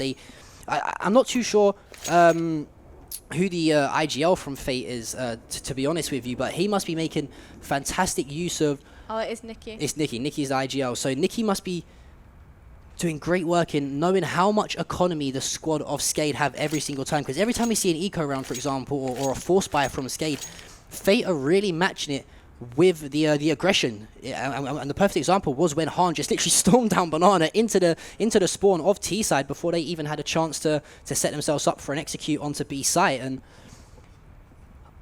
I'm not too sure if we're seeing a tactical timeout here or a tech timeout. I do believe it's a tech pause. And you can just see here that the utility damage from either squad is actually, you know, it's not too far off. It's pretty even at the moment, but...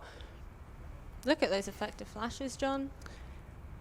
You can see just how much better Fate were when they were on T side with all of those flashes that they stormed over towards Monster. However, Skade is struggling to replicate that sort of behavior. I feel like they almost seem to be forgetting to make use of all of their utility.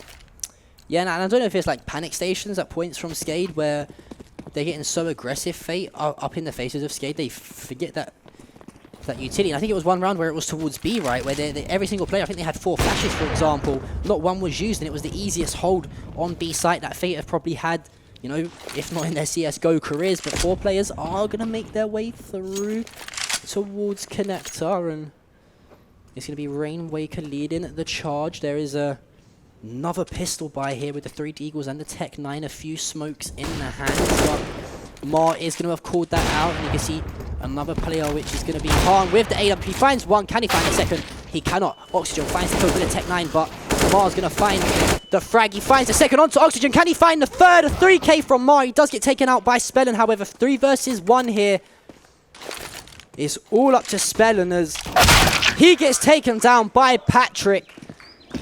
14 rounds on the board here from Fate, and this is somewhat of a mirror matchup from what we saw in the A1 Gaming League. A very similar scoreline, not too different on Overpass. It was a 16-7 win back then, and only 2 rounds. Fate are now off from replicating the result, and we are going to head into this full buy now for Skade. If they lose this round, they pretty much are going to be losing the map here, as Fate then move on to 15 rounds with very minimal economy available for Skade heading into that 23rd round. The 4 AKs and the AWP, and a decent little bit of utility. And I would actually say the utility on the side of Skade is probably slightly better this round than that of Fate. I'm hoping they actually make use of it though, John. That's the important thing. Can we get an admin to tell Skade that they've actually got flashes this round? Is that possible? As it is going to be Han who is just holding this angle here towards toilets. Isn't going to spot anyone, and you can see the CTs very slowly closing in on them. You know, they're surrounding them from absolutely all angles, trying to listen out for any sort of footsteps, getting that initial info. However, it does look like, is that player rotating? It does. Mar picking up a kill on Rainwaker. Oh, fantastic. But he's going to die to the molly. Do you know what? That is superb from Mar. He knows there's only one way that player is going to be able to come from to find that frag. So what does he do? He takes the shots. He then Molotovs exactly where that player is going to come from. So no matter which way he tries to rotate out of that gun engagement, he's going to die from that Molotov damage. And that's exactly that. 4 versus 2 now in favor of Fate, as the bombers be making its way towards A-Long. Dennis Law missing. And I don't want to put too much flame on the guy, but I think, you know, head-to-head, Han has been really bossing this game with the AWP in comparison to Dennis Law. And there was one round in particular where I think Denny missed 3 AWP shots in a row on a player. And again, another round where he missed the AWP shot onto the player with the USP and died. Han finds the kill. Patrick finds the second, and it's going to be moving on now to map point here for Fate, as they're going to have to see the force buy come in from Skade here. They're playing for this map. You know, we're moving into map point. You're going to see the AKs come through, as Duplicate's going to probably pick himself up an AK as well. Half armor and the full armor split on the side of Skade. And still, we're not seeing any sort of Fate. Oh, that was a big kill. That was a very big kill. The molly. Fantastic Molotov. You have a smoke? You have smokes? Bomb is down now and I've just got no idea how this has fallen apart for the squad of Skade here. They've somehow got out of Monster onto site and in around Pillar, but Mar finds one. Nikki finds the other, and just like that, you can see. Love that from the players of Fate, standing up, letting the squad of Skade know that they're not here to mess around. They're here to perform, and perform is exactly what they have done. And what an opening map to kick us off here in this fantastic series. We've got to look ahead. We've still got 2 more maps. We're heading into Dust 2 next. Really great performance, and I did say I think it would be a Fate win. I thought it'd been slightly closer, however. I would have thought that. I mean, you were closer than me. I thought it was going to go into overtime. So we thought literally just saw a repeat of the A1 Gaming League. Yeah, we literally see that it's 16-7, and again, I really want to give props to whoever was calling for Fate in that game. I believe you said it was Nikki who was the IGO, and whoever had that management of knowing what economy the opposition players would have had as to when they were ecoing, when they were force buying, because every single strat on that CT side was called and executed to perfection. Yeah. So really well played there, especially on the CT side for the squad of Fate. I do believe we are going to have a quick break in between that next game. So until then, guys, go grab yourself some snacks, even though I'm not for sale, unfortunately, and come back after this quick commercial break as me and Jazz will take you through map number 2, which is going to be Dust 2. We'll see you guys in a sec. Hi there, my name is Jasmine Veracity Kanuga, and I'm going to be a caster here for this event. So I've been an esports host for just over a year. Previous to that, I've been an esports tournament admin and tournament manager, and I've been adminning and managing CSGO events for about 5 years now. So I've got a wealth of knowledge in CSGO and the esports industry as a whole. I personally think the venue looks absolutely amazing. Shout outs to the team. You guys have done a fantastic job with the whole setup. I think it looks amazing, and I really can't wait to get stuck in and start casting some awesome games. I think the biggest CSGO esports event that I've ever participated in has to be the Face It CSGO Major. That was an amazing event that I was at. I was the admin behind the scenes and working the event, and yeah, I was in the booth when Astralis won, so that was a great experience for me, feeling the atmosphere within the room, yeah.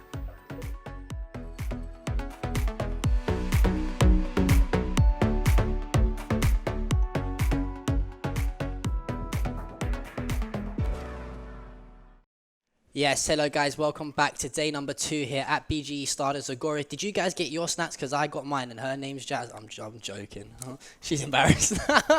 Sorry, I had to. I'm sorry. Wow. But anyways, let's head into map number 2. Yeah, everyone's spamming simp in the chat right now, right? Can I get hashtag Jumpy Simp? Jumpy Simp, maybe. But yes, the players are now retaking their seats on the stage. Fantastic map number 1 there, Jazz. We had an overpass. Yes, we did, John. You've lost absolute full composure, haven't you? Why would you do that? Do you want me to sub Kremlin for you for this map? Is that that? Why would you do that? Okay, yeah. Great map. Yeah. We did see a great performance put up by both teams on Overpass, I'd like to say, but we literally just basically saw a repeat of exactly what happened during A1 gaming. Are you okay? Yeah, I'm great. Yeah. Take a breath.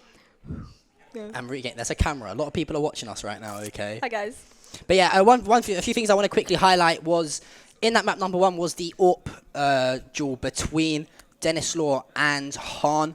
Every single time it looked like Han had Dennis Law's number, to say the least. Denny, not playing as well as he did yesterday, for example, with it. I thought he played very, very good. His shot was on point, to cut straight to the check. And the biggest issues that I thought Fate actually had in that game, and the only issues was they was a little bit too patient and indecisive on T side with their bomb executes. But either way, it still worked out for them. Playing a lot slower. I think we saw like a triple fake every single round or every other round from them. They still got the bombs down. I think it was 9-6 at half time, if I'm correct, in the game. So they went into the CT with a 3-round lead. But man, their CT side on that half, flawless, fantastic play. I'm curious though, do you think it was that their CT half was flawless, or that you know, Skade's T side just wasn't good enough. yeah, I mean, we did see plenty of times during that game, you know, Skade almost forgot to make use of any of their utility at all. Like we saw on countless occasions, you know, we had that player that was posted up towards CT in the middle of the smoke with, you know, 2 of the CT players on the other side. He had a molly in hand, he had a nade, he had a flash, but still didn't choose to make use of that at all. And that left Han in a pretty tricky situation with a very close call. I mean, I still have no idea how he managed to get that kill. I think the utility usage could have been better on both sides, personally. Disagree. I'm gonna be controversial. I mean, let's not. You know, I'm not taking away from Fate. I thought their usage of flashes and smokes to get onto bomb sites, and a great example was Mar using the Molotov when he got the kill onto Connector towards the end of that game. You know, just knowing where the players can move about on the map at all times. I thought it was good, but I'm talking more from their T side point of view in terms of, does it come down to that indecisiveness? They would often throw their utility before even making some sort of move. So when I say I think it could have been better, that's what I mean in that respect. I'm not saying that it wasn't good at all. I thought it was very good from Fate at times. But on the side of Skade, it was just, you know, it was like they forgot that they brought them at times. Everyone was just trying to out-aim people. And I think you mentioned it was that one round on B site where every player, I think there was literally 5 flashes on the side of Skade. Not a single flash was thrown. And they just chose to face towards Monster. And the worst thing was there was a couple smokes as well in their hands. A Molotov was actually thrown at Monster, and not one person smoked Monster. They all pushed through the smoke and was relatively low HP. So, you know, a few minor decisions like that. And minor though? Would you consider it minor? I would personally consider it pretty major. I mean, I feel like it also comes down to communication. It almost seems like, you know, you all have that utility, but it seems like none of you are actually mentioning this to your teammates. None of you are pointing it out and kind of reminding one another, actually, you know what, whoever's first, you throw that smoke down so that we don't get mollied off. But it just seemed like none of that was there. Yeah, and one thing to say is there has actually been a few tactical timeouts in the games. One of the commands wasn't inputted correctly, I think, or didn't save in the console to bring it up for the viewer side of things. Hence why we can't see it on the observer feed, but the players can actually see. But hopefully it should be fixed. If not, we will get confirmation as to when it is a tech pause and when it is an actual tactical timeout. Don't worry, we've got the timers going off with the stopwatches. No one's going to steal a few extra seconds. So don't worry about it. Now, a few highlight plays that impressed me throughout that game was Rainwaker at one point. He was in a 3 or 4 versus 1 on a bomb site, and he found the frags with a deagle onto the full buy. Thought that was very good. Denny to kick things off in the opening round with a 3K on pistol. Again, another play, I think it was from Denny with the P250, where he found 2 ridiculous one-taps onto the opposition players. And then we also saw, don't forget when Spellan opted to drop his teammate a P250 for Denny, and it actually paid off. I think those were the two head taps that I was talking about in that round. And we are now heading on to Dust 2. As you guys know, this was Skade's pick.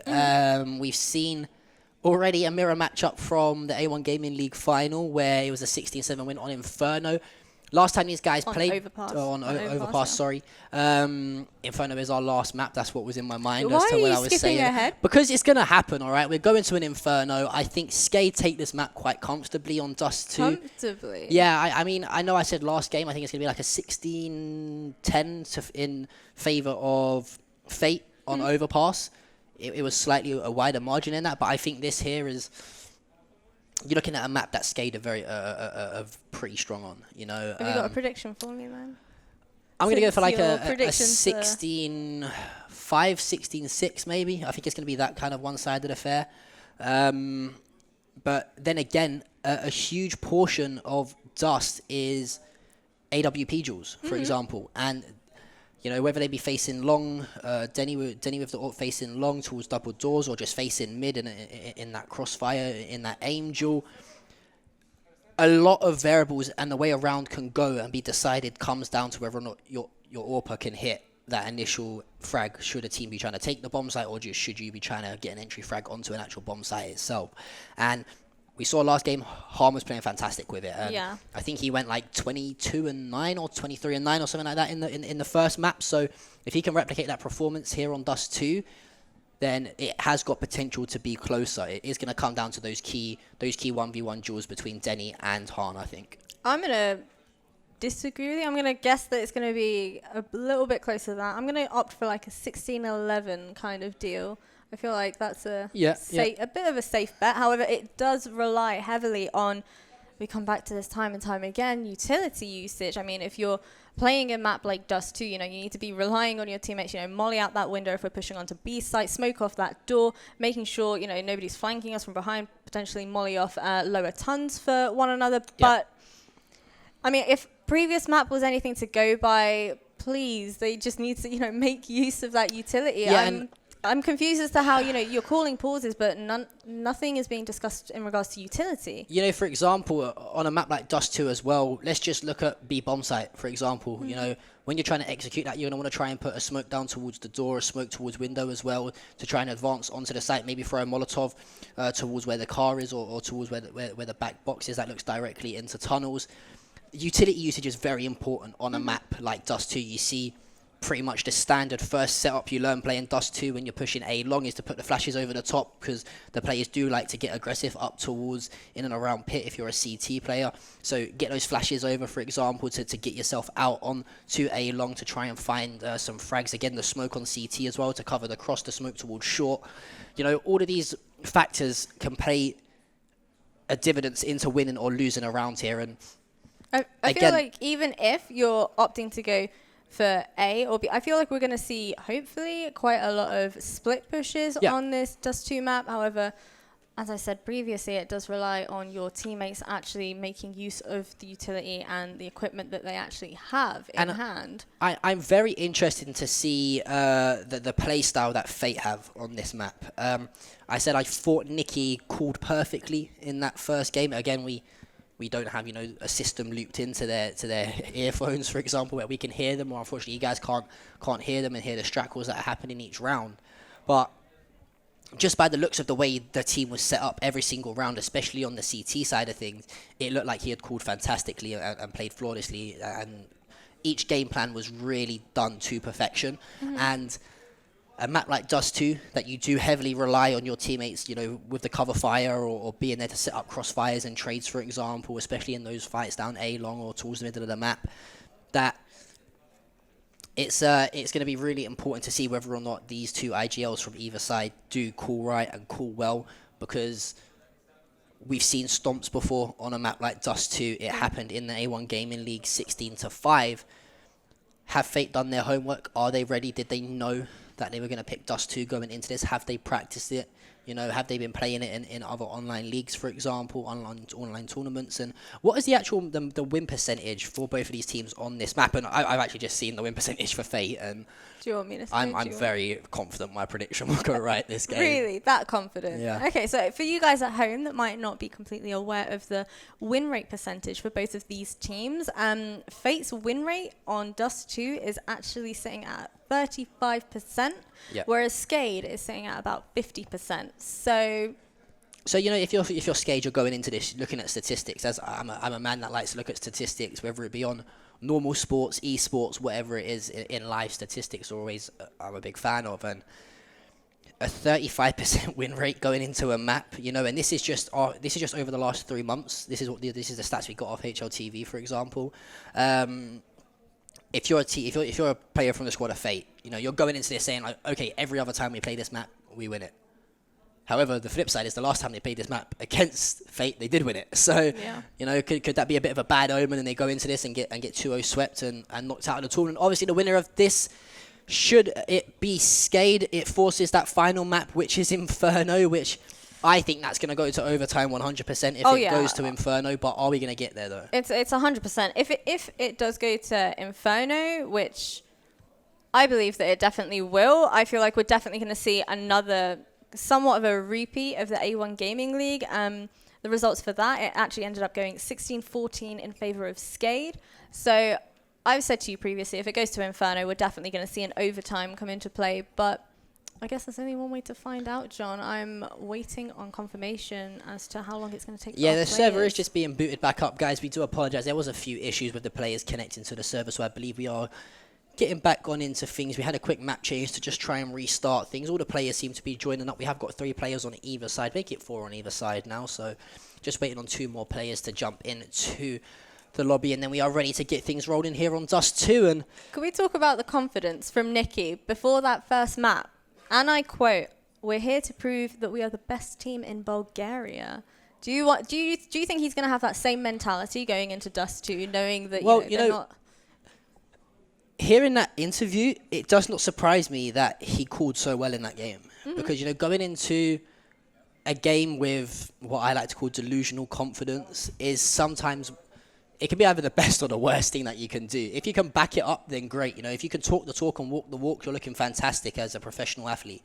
And that's exactly what Nicky's done. He's got in there, he said, let's give the fans a great game. Let's give them what they want with the 2 biggest teams here in Bulgaria.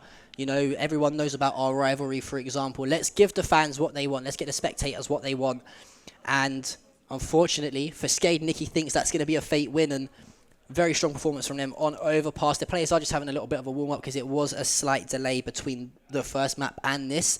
The players are now all in the lobby. I do believe we are about to get the game 4 started here through the console, as it is going to be fate on the squad of CTs. Obviously, this was Skade's pick. That means they occupy the side of the terrorists here. And when you personally play Dust 2, what side do you prefer to start on? Is it the CTs or is it the Ts? I don't think I have a preference, I really don't think I do. I think my approach tends to always be full send it. Just full send it A-long every time. The occasional push through tunnels to B might work now and then. Just kill. Yeah, and we are going to head now into this pistol round here, guys, on Dust 2. The game is going to be starting in a few seconds' time for you. Please let us know if you are at home in the chat who you think is going to pick up this best of 3 series. Are Skade going to force the 3rd and final map, Inferno? We'll have to wait and find out, as it is Fate versus Skade here on Dust 2. I believe you actually checked the percentage rating for the overall map, didn't you? For HLTV. Inferno, rather, sorry. Or for the predicted percentages. Oh, for the predicted percentages, yeah. Let me actually bring that up. I did make a note of that, and one thing I love about HLTV is their their predicted how many rounds each team are going to be predicted to win. And going into this, funny enough, Fate are actually slight favourites going into this map, apparently. 47.4% to 44%, and there is apparently an 8.6% of overtime. So who knows? I'm going to be, I kind of want to see an overtime a little bit just to see more CSGO and see these guys do what they do. But at the same time, I'd love to see that overtime saved for Inferno, though. Yeah, I mean, especially if we're talking about the loser of that game goes home, the winner advanced to the final, we're going to see some crazy plays. We're going to see 1 versus 3 clutches, 1v2 clutches, bomb sticks where they ninja defuse through smokes, for example. It's all going to happen in an overtime, especially when these players are getting slightly more nervous than usual, because if they lose a round, they're going home, and their biggest rivals are going to be advancing into the final. Yeah, most definitely, John. Who do you think everyone at home is going to opt for? I think for this map in particular, I think they're going to want Skade to win, because they're going to want to see a best of 3. Yeah. More CSGO for everyone. I know in particular here, the Fate support in the crowd's been quite strong every time that they've won a round. So we are heading in to this second map here on this best of 3. Skade needing to win this to force the decider on Inferno. We're heading into Dust 2, Jazz, as Blocker finds the opening frag onto Duplicate.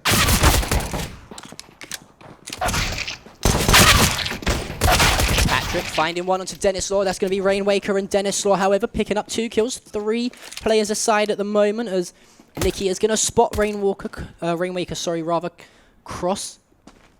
As this bomb looks like it's going to be rotating that over towards A-long, and there is a player hanging out towards Card. There's also a player stuck at CT, but a little bit of miscommunication. I think he was waiting for the flash to come in, but Patrick, Look at the patience. Oh, Oxygen. Fantastic map awareness there to say, okay, we've just run down A-long and we've not checked the corners by car. We should probably turn around and check it before planting the site. That's exactly what happens. Han now, 3 versus 1 here. Can he retake this all on his own? He's been spotted. It's going to be Rainwaker towards short. 2 players, however, for the squad of Skade are relatively slow. So if they can find the first frag, that's going to be Han who picks up Rainwaker, 2 versus 1 is looking a little bit more doable. However, he is at 48 HP, no armor to work with, however. He does have a kit in hand though, John, so I don't think he can make anything happen with this. Okay, he knows where both players are. Oh, He's got 2 bullets. He has to reload. Oh, Oxygen does find the kill on to Han.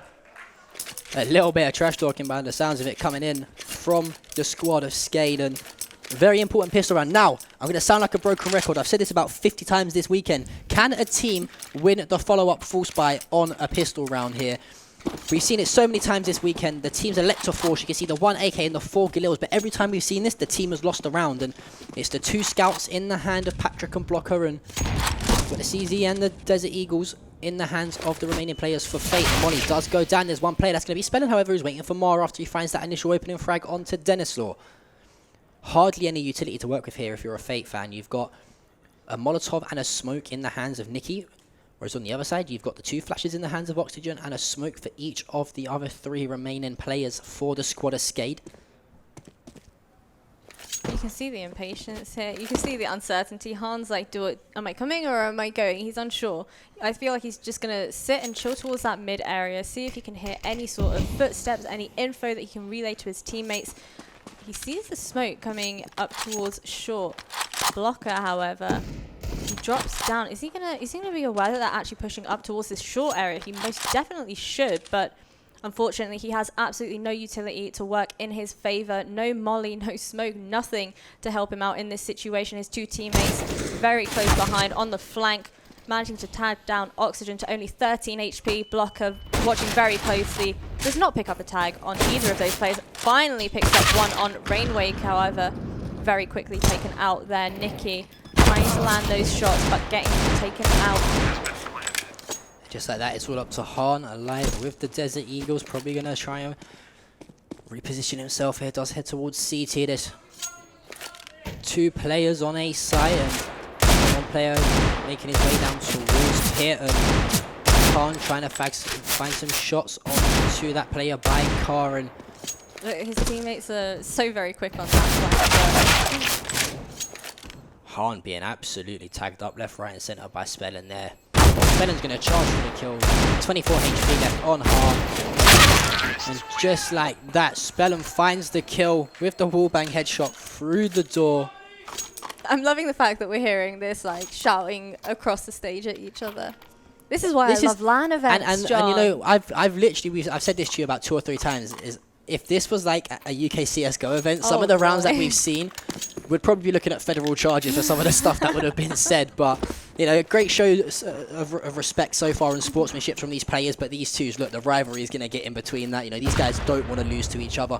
I'm sure these guys are good friends out of game, but when it comes to business, you know, I know ourselves playing against you, we're very close friends out of the game, but in the game we hate each other. So 2-0 lead now in favour of Skade. The eco is going to have to come through from the squad of Fate. However, there is 3 nades, so should they elect to nade stacks, I think they might be able to find a frag. The 3 AKs, 2 Galils in the hands of Skade is going to be Spellin and Duplicate with those Galils, and a very nice bit of utility here available for the squad of Skade. Oh, that is not what you like to see, John. That was a little bit unfortunate from Spellin there. He sprayed. Crossbow was on him. He sprayed through the door, and I think he hit every single thing around Spellin apart from actually Spellin himself. So unfortunately for him, he doesn't find that first frag of the round. It looks like the bomb's going to be pushed up over towards short here, as Fate have completely given up this site here. There are 4 players towards B, 1 player still down towards CT. They're going to have heard the steps now. You can hear the rotation coming into play. Nicky, can he find the kill onto Rainmaker? He doesn't. The triple nades coming through now. Can he find the kill? There you go. There's an AK now in the hands of Han. 4 versus 4. However, no armor to work with and just the 1 smoke. This is not looking likely here for the squad of Fate. And you can see their main priority is making sure that AK is in their inventory going into the next round. Yeah, you can definitely see the difference here coming in from Skade. You saw how perfectly they made use of all of their utility there, you know, making sure everywhere was absolutely covered with smokes, mollying off any close corners, making sure they're able to do exactly what they set out to do. Yeah, exactly. And let's just wait and see if they can continue to perform well. bomb is going to be defused, however. Skade now putting up yet another round as Fate are really struggling to get into it on this CT side. As we head into round number 4.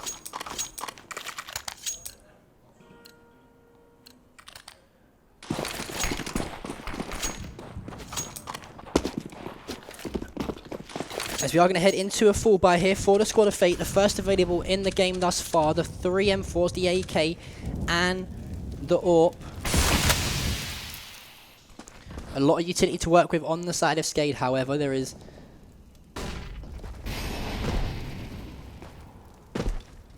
Looks like the bomb's going to be just left in spawn for a little while here, and I like this from Skade. You know, a little bit of change of pace. They've elected to push themselves up and get a bit of map control first before they try to take a site, and it's going to be a 3-man stack over towards short here. These smokes and the nades coming down onto the site here, as it looks like it is going to be somewhat of an A execute. There is one player, however, that's going to be Han with the AWP, and we've mentioned already here that he's performed very, very well in the overpass, really out-warping Dennis Law left, right, and the center, and he is going to be the man who is left on the mission to solo hold this A site on the initial contact from Skade. I think he's just slightly repositioned here, and he might get a bit of awkward timing as all the smokes come out onto the site, and Han's going to call that out to his team that the bomb is going to be over towards that A site. Alexa drop down into pit, and Mar hanging out towards CT Oxygen. Nicky's going to be shifting through that double door. Is he going to pre-aim the angle? He's seen one, he's seen two. Fantastic shots from Oxygen. Beautiful play as he stays nice and patient to find the opening 2 frags of this round, and really swings this one in the favor of Skade. You know, they had the bomb site, they had all 5 players alive, but getting the extra 2 number advantage there on the Squad of Fate is really, really important. And it looks like if you're the Squad of Fate here, what you're going to do, you're going to relax a little bit. You're going to say, boys, it's okay. It's our first full buy round, but we've still got 3 guns in our hands. We've got the AWP still. We've still got 2 M4s. You're going to probably see maybe Patrick or Nicky pick up an SMG, and they can go again with some sort of full spy going into the next round and try to pick up their first round. I wonder if these teams are going to face Mar. He's pretty confident right now. Oh, there we go. There we have it. Spellan inflicting as much damage as possible, picking up another kill. And the timing of that, John, right when you have said that, you know, they're going to elect to save these guns, feeling confident. Now they're only left with 2. You have to wait and see how this one plays out. And we are now heading into round number 5. They Skade with a 4-0 lead here in their favor as... We see a pause come in. Now, are we going to get for the first time this weekend confirmation as to whether it's a tactical timeout or if it's a tech issue? That's the question. And I think it might be. I'm just trying to have a look towards the players to see if anyone's got any issues. I think this might actually be a tactical timeout. As I say that, the timer is going to be unpaused, and as that 10-second pre-round counter counts itself down, we are going to head into round number 5 here. The 4 AKs and the AWP in the hands of Skade, and it looks like it is going to be the MP9 in the hand of Patrick there. Nicky is got himself a P250, the Deagle as well from Mar. I say that Renwaker finds the first frag, the opening kill here. It is going to be Mar who drops 4 versus 5 as Dennis Ross sees the head of blocker, and before you know it, it's quickly removed as he finds the kill towards short. Faces again, but it's going to be Han there who does tag him.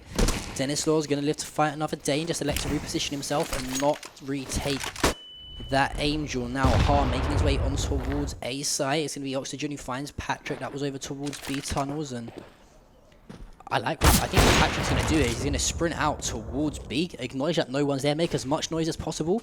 The players are going to rotate from A to B. They're going to push themselves up towards A long, and they've got a free bomb site on A to plant on. I feel like, if anything, Oxygen could possibly actually smoke off and make them think that they're making their way towards B while his teammates storm onto A, but it does seem like you are correct, John. They're going to make their way towards that B bomb site. However, if Spellman gets out right now, like he had... Oh my god. At the exact same time, Han picking up a wallbang on Denny's Law, and now you see the bomb is in... They're just so confused at this point, John. Where do they go? What do they do? Han being left in a 1v2 situation with only 4 HP to work with, an AWP in hand. Skade really nearly made things difficult for themselves there, you know. All they had to do was just send that player, I think it was Patrick, over towards B, just let him make noise, you know. I think he had a bit of utility to work with as well, and both players rotated over towards the B site. If they stay towards A long there and then around those double doors, they push up long and they get a free bomb plant, and the bomb has gone over towards A. Han's going to get mollied off, and just like that, you're going to see Skade pick up their 5th round here, Jazz. Han not wanting to peek and save that AWP going into the next round. Yeah, of course, all it would have taken in that situation is for one nade to come on in, and just like that, he would have lost that AWP. So, not worth. Better off just saving that AWP. Very strong performance thus far from Skade here against Fate, as they're sitting at 5 rounds to 0 now. And I did say it was going to be a bit of a stomp thus far. And again, a few words traded on this stage. I kind of want a Google Translate. Yeah, I wish I had one of those, you know, those Google headphones that translate stuff in real time. Ah, okay, we've just got confirmation that he's pointing out the fact that he is saving every round. That's definitely the sort of thing you'd hear at a UK LAN event. Yeah, but then again though, what are you meant to do? Like, you know, you're on 4 HP, you've got no utility to work with, and You've seen time and time again though, it's all about the mind games, John. yeah, for sure. We are going to go into another 4-buy round here for Fate, the 4 M4s. The AWP as well is Dennis Law's going to get tagged up by that Molotov, and the 4 AKs and the AWP in the hands of Skade. Skade got slightly more utility to work with. Every player got at least 3 grenades in their arsenal. And so you have 1 minute 30 left of this round. Oh, here we go. Oh, I I was hoping we were going to see it again. Yeah. Bomb is towards the T spawn still, and we saw Fate have problems with their T side and deciding where to go. However, one thing that Skade have done fantastically on this, they scout out a little bit of information, you know, towards A long, for example. Okay, there's a few people there.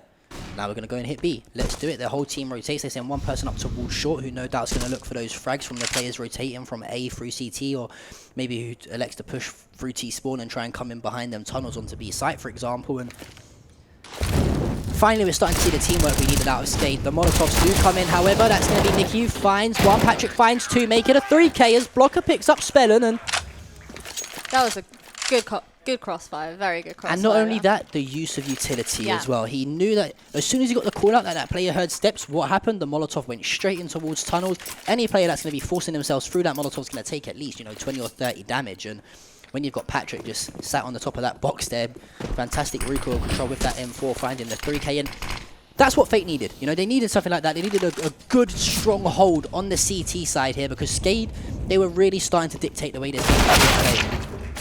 That was really unlucky. You really want to hit those flick shots over there.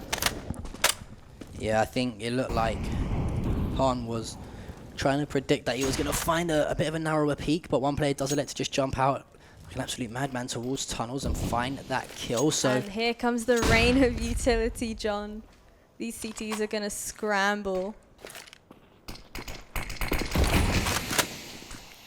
players are going to push up now. And oh my god, look at all that utility from the T side coming over. I think that was 2 Molotovs and at least 2 flashes, making 3 flashes that we see. And Dennis Slaw with a fantastic headshot onto Mar there with that AWP. And he's a player who is starting to find his rhythm with that AWP now. Make it back-to-back kills. Can he find the third onto that player who's crouched behind the box? And what looked like it was going to be a fairly simple take here onto the A bomb site. All of a sudden, Fate have found a few kills, leveled it up at 2 apiece, and luckily for the squad of Skade, you've already got yourselves pretty much out onto the site, so you can try and get that bomb down and work from there.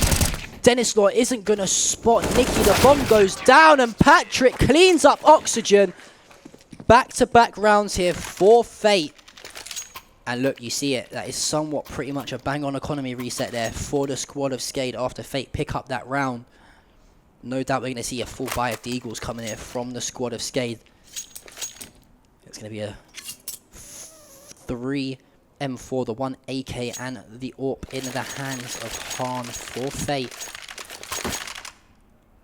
You know, one thing to point out there is that Denny's teammate actually mollied off Goose for him. There was no need for him to continue checking it. That molly burned. He didn't hear any sort of damage coming in.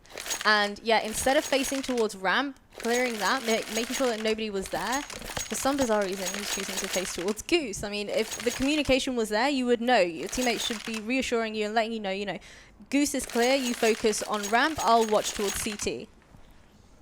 Yeah, and again, we saw it how many times you have a day where there was teams that just looked like they was not common at all, or the comms were not good enough. Even if it's a little bit of small talk, like you said, let your teammate know what you're watching, what angles have been and haven't been checked, just so when that player tries to make that push onto the site, he knows the angles that he could potentially get shot and killed from. However, the pause is going to come in here once again. It looks like we're going to get a scout in the hands of Spellen with the 4 AWPs, rather, sorry, the 4 AWPs. Think a throwback to the Fnatic strat, but we are going to see the AWP, however, in the hands of Han. And although he's, sitting at 4 and 3 right now, he's not having a flashy game, but again, he's just filling those holes, He's trying to just call out those players to see whether or not they've crossed the A side, and it looks like it's going to be a push towards long, or if a lot of players have crossed towards B. And as I say that, he is going to get... Sorry, Nicky rather is going to get tagged by that scout of Spellen and Patrick. Not too sure if he heard some steps over there, but throws the nade towards Tons. Doesn't get any damage done. However, Mar does tag Rainwaker up slightly. It's going to be Duplicate who elects to push towards short. The bomb also making its way up there. And obviously with no utility to work with here, they've only got a flash in hand. I think they're going to opt to potentially try and push up towards this short area, flash over onto site and see how much damage you can actually inflict as a team, because like we said time and time again, John, safety is in numbers, especially when you have those pistols in hand. Well, we're going to see literally pretty much the exact same strat call that we saw last round, from Skade, but they're going to try and execute it with Deagles and a scout instead. And that first time they tried to do it on the last round. They're going to do a run boost. Yeah, there we go. Good use of teamwork there as Han gets insta-dinked to the head. This is going to drop him down to 26 HP. Mar gets tagged up as well. He does find the kill onto Rainmaker, however. Dennis Law going to trade that out. Blocker and Han combine for the kills. Blocker makes it a 2k, and it's all up to Dennis Law here to try and hold the side. He's just got a deagle. Blocker's going to find his 3k. Little bit of momentum now starting to rally for Fate here. They're playing very, very well. And one thing what they're doing now is they're starting to predict what Skade can do. We saw really, a real passive style of play on the CT side of things for Fate early on, and they literally let Skade dictate anything they wanted on the map. They allowed them to storm up long, they allowed them to storm them towards B. Anywhere on the map that Skade wanted to go, they could go. Now Fate are starting to put those players in those positions to hold those angles and cover that positioning on the map. They're really, really struggling now. And again, look, it looks like it's going to be Han who storms down towards long. You're going to see those... bit of utility actually wasn't used there. I'm surprised I didn't see the Molotov going towards the doors like usual there, but Oxygen is going to be hanging out towards those double doors. Nicky finds the opening frag onto Rainwaker. However, there is one player, I'm not sure if they're going to elect to try and find that boost onto the box to shoot towards Mara at short or not. And what Nicky needs to do right now is play that nuisance role in and around that double door, that door right there rather, sorry, and he's going to hit all the steps towards mid. He's going to call it out. Oh, sorry, it was Blocker rather who dropped down towards CT, and this is going to come down to Mar here as to whether or not he can control this recoil to find the people towards short. All 4 players there, another smoke. And the use of utility damage that's coming in for Fate here. The Molotov, what a beautiful Molotov there. Stops them in their tracks. They have to push all the way back out of short towards mid, and again, really good use of utility here from the squad of Fate thus far on round number 9. Yeah, I mean, I love the fact that, you're relying on your teammate here. Smoke off the start of short, you molly shortly behind that, because as soon as they push in through that smoke, they're going to take loads of damage. You're going to get a rough idea of how many players are up towards that short area, but obviously we do have one player pushing up ever so slowly behind these Skade players, but the question is, do they have any idea what is going on? Do they have someone watching their back? It doesn't seem like they do, John. Just like that, picking up 1 kill, 2 kill. Oh my goodness. That was beautiful communication from Fate, but Skade, where are your comms? Not even that, that's just a rookie mistake to make. If you're going to commit so heavily towards one part of the map, you have to have someone, just watching that flank, because no doubt, as soon as they get the call that 5 people are short, what's the first thing one of the members from Fate are going to do? They're going to jump onto the box, boost up in towards short, and try and find the kills from behind. And real lack of communication here from Skade. Spellen narrowly missing that shot. I thought, I thought that should have hit him there, but Han lives to fight another day. There's 5 players left for each side here as we get to see the opening frag, the 4 Deagles and the Scout on the side of Skade. So we have to wait and see if Spellen can find some sort of tag here onto an opposition player for these players to finish them off with Desert Eagles. As again, it looks like the bomb is towards the middle of the map. They're not going to make the same mistake again, John. Surely not. We see here they have 3 flashes in hand, 3 smokes. Hopefully we see one player actually watching their backs this time, as no doubt they're going to attempt to storm onto that A bomb site. I think this comes down to how much noise they make here. Oh, look at that nade damage. Mar throws the molly down and then follows it up with a nade, and like you said, tags 3 players up, and the smokes are coming down. I'm waiting for these flashes to come in from Skade. Not a single flash yet. There. Flash gonna come in. But Mar's there to find 1, find 2, can't find the 3rd, however, as Oxygen trades. Spellum finds a fantastic snapshot onto the header blocker there. Nicky gonna put a nade out and really does a lot of damage to Spellum. He drops to 24 HP after Patrick finds Dennis Law, and Spellum can't find the shot as Patrick does get the kill on Oxygen. And Fate, they're really starting to show up here now on this first half of Dust 2. 5 rounds apiece. And you can hear the confidence in the boys every time that they're screaming across the stage here to Skade. They're really feeling themselves right now, and they are so confident that they can upset Skade here on what would have been a very strong map that Skade have picked. It's one of their favoured maps here, Dust 2, and Fate, we know they've had a 35% win percentage coming into this over the past 2 months on this map, and this is filling them with a lot of confidence right now.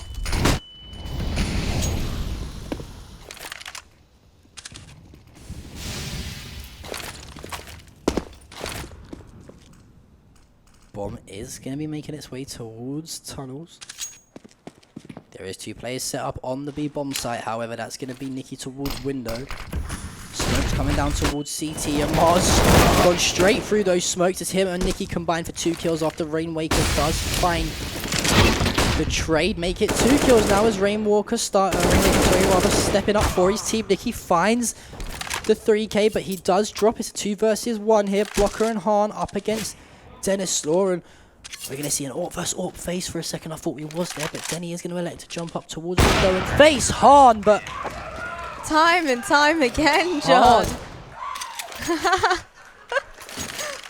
I don't speak Bulgarian, but I think he said something like, "I'm better than you at this game," or something along those lines. He's definitely hyped up, to say the least. But 6-5 now in favour of Fate. For the first time this game, they are going to pick up a round advantage, and he said, "Come on, little mice." The confidence. We're heading into somewhat of a full buy round here as Denny's going to pick up the Scout, and if you're Skade here, you have to win this round. And I'm so guilty of doing that myself. Buying a Scout? No, making 1 shot and then just saying that 1 bullet could save me, and then you reload and then you get GG. Oh, it happens to me. It happened to me like 5 times when we was playing yesterday after the event had closed. But for your memory's sake, we won't bring up what you dropped on that map on Inferno. Let's not talk about that. As it is now, Nicky going to be holding towards that archway as Patrick also there just in case he should need a bit of assistance. The bomb is over. Towards these double doors here as Blockers playing that sneaky role, just sitting behind those doors, and if he's patient enough, he's going to have 2, if not 3 make it players shift past him. There's no way. He's going to check. He finds the 3rd. 5 seconds. Can he find the 3rd? No, he can't. That's Dennis Law. But he now switches out to an AK. 3 versus 3. Raywaker finds 1. It's a 3 versus 2 here. And this is all on the player that I believe is Han, that AWP, but Patrick trades it out. It's 2 versus 2. Han finds the kill onto Spellen. 2 versus 1. It's all up to Dennis Law, but he might have had some fantastic timing here. Jazz's Han's going to turn around and peek it, but Dennis Law too quick with the AK there. He is going to pop the smoke down, blocking off any sort of damage coming from long, and the bomb is going to be planted. Patrick shifting his way through CT, and here's the steps, and Dennis Law just about controlling that recoil, and there is an AWP up towards short, but doesn't elect to save it. Isn't enough time. Really important round win from Skade there. They lose that, the economy is in tatters, and Fate probably win this hard. Yeah, he definitely should have had that information relayed to him by his teammates, letting him know that the last player is going to be incredibly lit at that point. We see another match pause coming in. We're actually going to see a double AWP set up on the squad of Fate here, which is Nothing wrong with a double AWP. nothing wrong at all. You're going to probably see one AWP face mid and the other one make its way towards a long potentially, or if not, if it's a B push, face down towards tunnels to see if anyone's hanging out towards those back barrels. And I think you'll probably see one player face towards mid, get that initial info, see if you see the T's cross towards a particular bomb site area, and then kind of shift your way towards that B site, whilst you have your other player watching towards A long. as I think this might have been a tactical timeout, because I can hear a little bit of chatter between the players talking about what is potentially going to happen, as the game is going to be unpaused for us shortly. And you've got 3 AKs, 2 Galils on the side of Skade here.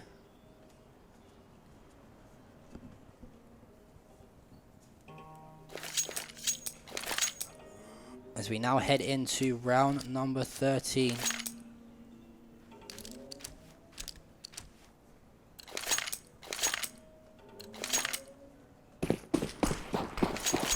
Han is going to go towards A long with that AWP.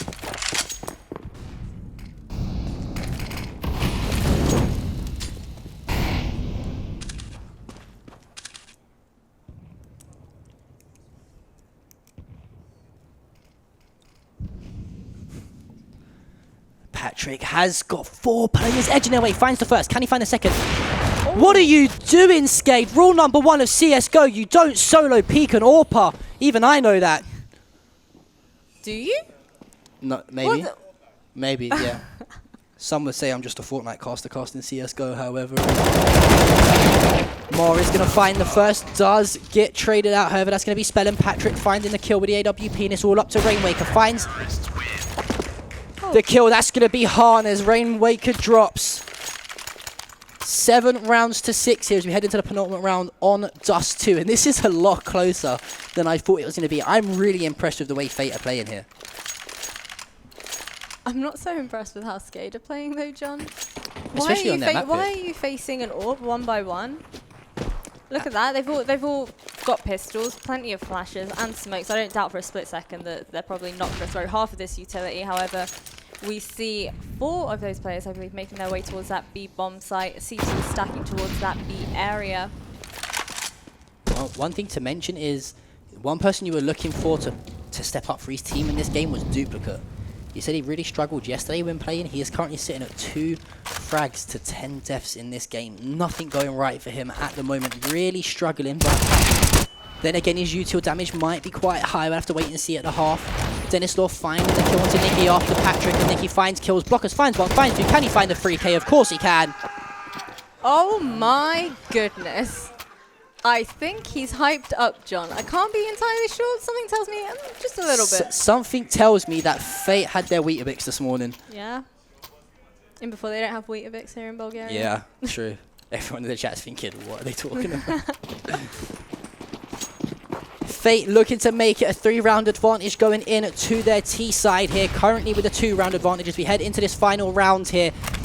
Round number 15 is going to be a full buy on either side. The 4 M4s in the AWP versus the 4 AKs in the AWP. Blocker nade going in towards double doors. Fantastic use of that util there. Taking down Oxygen down to 50 HP. Also taking 20 damage off Spellin and Rainwaker as well. Bomb now over towards short. And how many times have we seen this exact push from the squad of Skade? But I think they actually dropped down towards double doors, or is the bomb still up towards short? No, Bomb's actually a long blocker and Han in combination picking up a kill. Oh my goodness. Fantastic spray control there as he flicks from head to head. Han's going to try and find the kill, and okay, Denislaw finds the 2K. This is going to be very, very hard for him to do here. The bomb is down. They are going to know that he... I like this setup here. Look, they've got one person sitting in T-spawn. Should he rotate out of those double doors? They've got 2 people towards long. There is no way here that Denislaw can find this round unless the squad of Fate absolutely throw this round somehow. 3 With the molly towards Car. Surely you've got the Molotov to use. You must know someone's going to be sat in and around that angle. The flash comes out. Is he going to check towards T-spawn around this angle? However, I don't think he is. And just like that, Patrick, patience is a virtue, my friend, as he just holds the angle. He waits for Denny to rotate. And on Skade's more favourable map here, Duplicate not having too much of a fun time on Dust 2 either by the looks of things. But John, one thing I have to say is I absolutely love LAN. yeah, do you know what? We've missed going to LAN. How many times have we Yeah. said, you know, while playing CSGO 10-mans or whatever it may be, that we just missed the feeling of a LAN event. Yeah. Obviously, now that these COVID situations are still ongoing in the world, we are keeping as safe as possible. And it is going to be now on to the pistol round for the second half. A lot of util in the hands here of Fate. You're going to see probably a double flash come over towards this B site. The Molotovs as well as the smoke's going to come into play. And I would love if at one point, potentially after this round, we can see the utility damage from each squad here. We didn't get a chance to catch it at the half. And there we go. The Molotov's going to come over. That's going to tag up Denislaw. Rainmaker finds one. Can't find the second. Some shaky shots as that's going to be Nicky finding two. Make it a 3K for him. I don't think they checked towards window. There's one person behind him as well, in and around tunnels. Fantastic shots from Oxygen as he finds the one tap onto Patrick. It's all up to Duplicate and Oxygen now. 2 versus 2. Nicky and Han. The bomb is down. Han finds one. Oxygen left alone towards this door. They're just going to probably try and plant. He's actually got bomb down. He can actually spot the bomb. He can play fantastic angles here as he tags Han He's only up. got 2 bullets left. He needs to reload. He's got 24 left available in other mags. He has to reload here. Oh! One bullet and a dream. One bullet and a dream. One bullet and a dream. He's reloaded. But Nicky shifted. Nicky shifted. He finds my the clutch goodness. Oxygen. That is what I love to see, John. My anxiety levels were through the roof when he had 2 bullets there. I was like, dude, there's no way these guys are going to pick him at the same time, and he somehow one-taps both of them. He finds the first kill, elects to rotate back down towards CT and where the door is, put the reload, and before you know it, Nicky can't find the shots. And a very important pistol win there on the squad of Skade. Now, onto the force buy round. They've got themselves an M4, a FAMAS, an MP9, make it 2 MP9s rather, sorry, and a Scout. Denislaw finds the opening frag with that Scout, and Spellen! Fantastic headshot there on Patrick with the MP9. Denislaw finds the kill onto Blocker, and it looks like it's going to be 9 rounds to 8 here in favour of Fate, Jazz.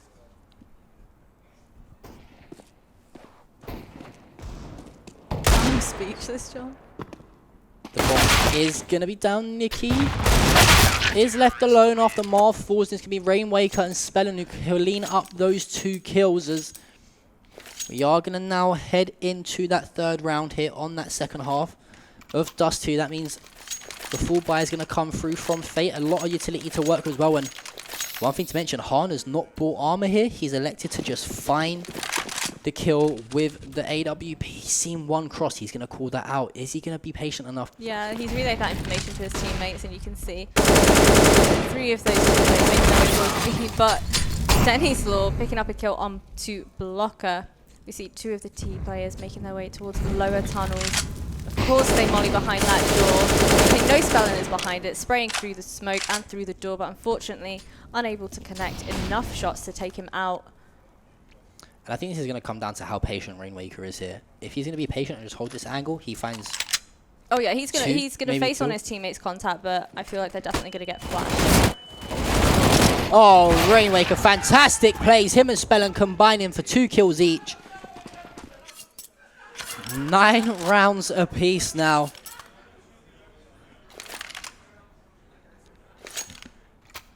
As the full buy round there for Fate is lost, they're now going to buy the Deagles probably. You might even see a Scout in the hands of Han here. Another pause coming in.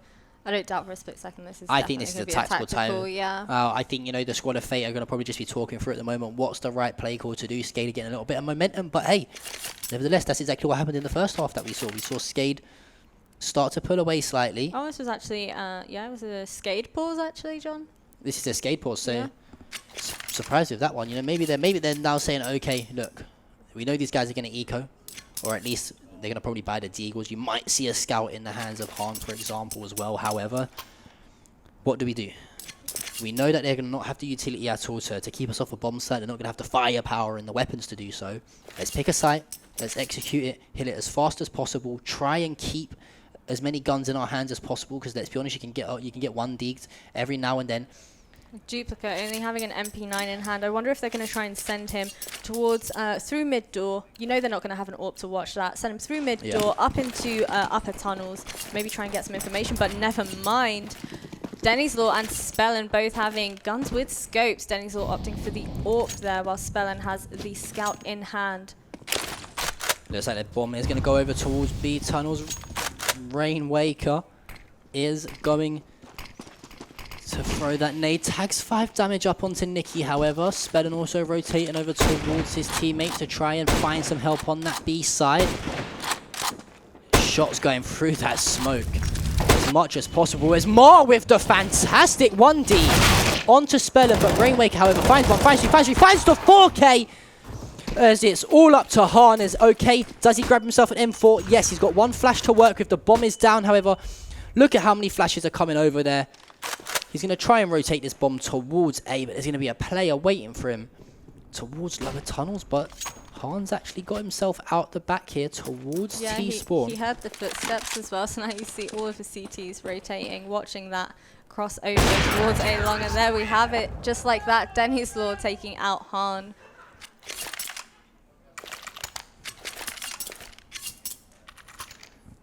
One round advantage for Skade now, as we are going to see Fate with pretty much the full buy come through, bar one Galil in the hands of Nikki, but a lot of utility usage.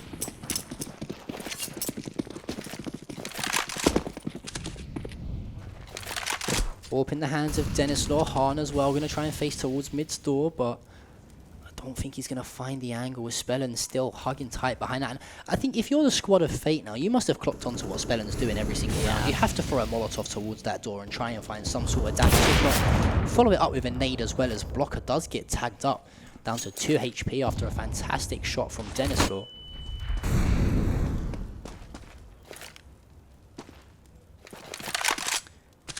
Dennis Law heading towards short here, as there is one player. The smoke going to come into play. Fantastic flick onto Mar there from Denny.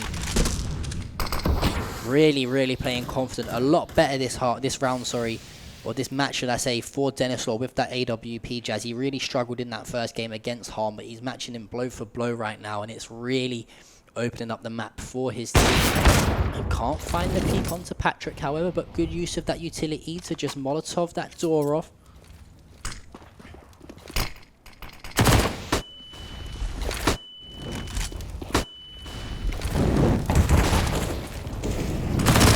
Duplicate, going to take some shots over towards Patrick. It's going to be Denny who trades that up, and before you know it, kills a trader back and forth on this site. Han does find the 2K with the AWP, however, trying to find some shots. He's left alone on the bomb site, and Oxygen, just like that, is going to take him down. Skade starting to get a little bit hyped now on the stage, and finally, it's all gone a little bit quiet on the side of Fate at the moment. Yeah, I mean, well, finally, just as you say that, we see a pause coming in from Nikki, the IGL from Fate over here. What do you think they're going to be discussing at this point in time, John? What's the strat? How do you fix this situation that they seem to be stuck in?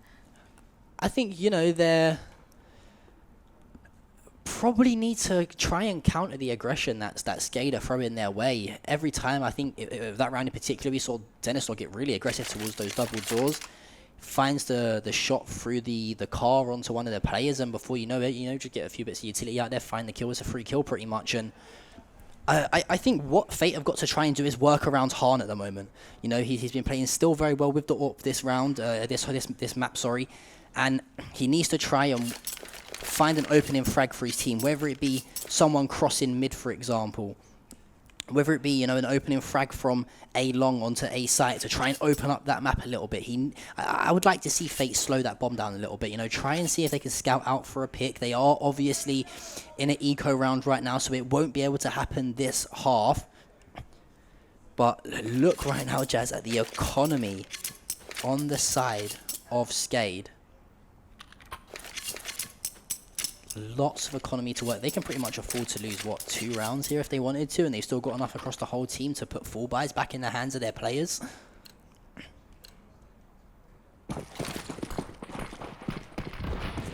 Oh my goodness. Okay, I think we're going to see it. I think we're going to see the big sender, the big rush coming in, John. They only have one of these CT players on his way, holding that B bomb site. The question is going to be, is this player got a Molotov? If this player has a Molotov, he completely counteracts exactly what's going to happen. And the nade coming towards mid, a little bit of splash damage done there as Nicky does get tagged up slightly. Spellen is going to hang out in its Rainwaker. Rainwaker, he doesn't have a molly. He has got a flash, however, but surely they know he's playing this angle. Yeah, He literally played that angle for about the past 4 rounds in a row. There's no way they walk past him here without checking it. But the bad thing is, there's no crossfire set up on B at the moment. That's obviously because it is an eco round. You should be able to just send one player towards B and get the information for the rotation and play the retake should you need to. But the flash coming into play now. Oh, Han's going to peek the angle. The flash coming into play. Rainmaker finds one, can't find the second, however, but Spellen does find the kill after Blocker and Mar both make frags. And Mar, you crazy man, as he finds a snapshot onto Duplicate's head. 3 versus 2 now in favor of Fate. And it's all on Denislaw and Oxygen. Can they find the opening frags here to try and push out onto this site and elect to do this retake? It looks like Denislaw's going to jump up towards window. There is one player just underneath him. Oxygen's going to drop down to 10 HP. And I think these players are just going to save here. All right, so that is the exact round that Fate needed. They need to start to chip away at the economy here of Skade. They've got 3 guns out of their hands. Not only that, they've brought 2 M4s over into this next round. Make it 3 M4s now, rather, as Patrick picks one up as well. Fantastic round here from Fate, and this is what they needed.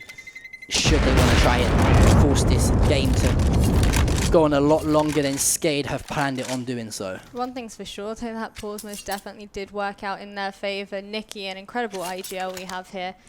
Like you said previously, every call he is making seems to be pinpoint accurate. He knows exactly what is going to be happening every single round by the looks of things. And one thing I want to highlight is, let's not forget, the winner of this plays Mbappe. Yeah. You know, and that's going to be a fantastic series no matter what team anyone plays. I can't wait to see it as Denny finds the first frag onto Nicky as the shots come back through down to 28 HP. I think it was Mar who found those shots. The Molotov coming in towards short here as the push onto the bomb site tries to happen, and that's it. They've got to try and wait for Han to find the opening frag. That's exactly what he does. He does get flashed, however.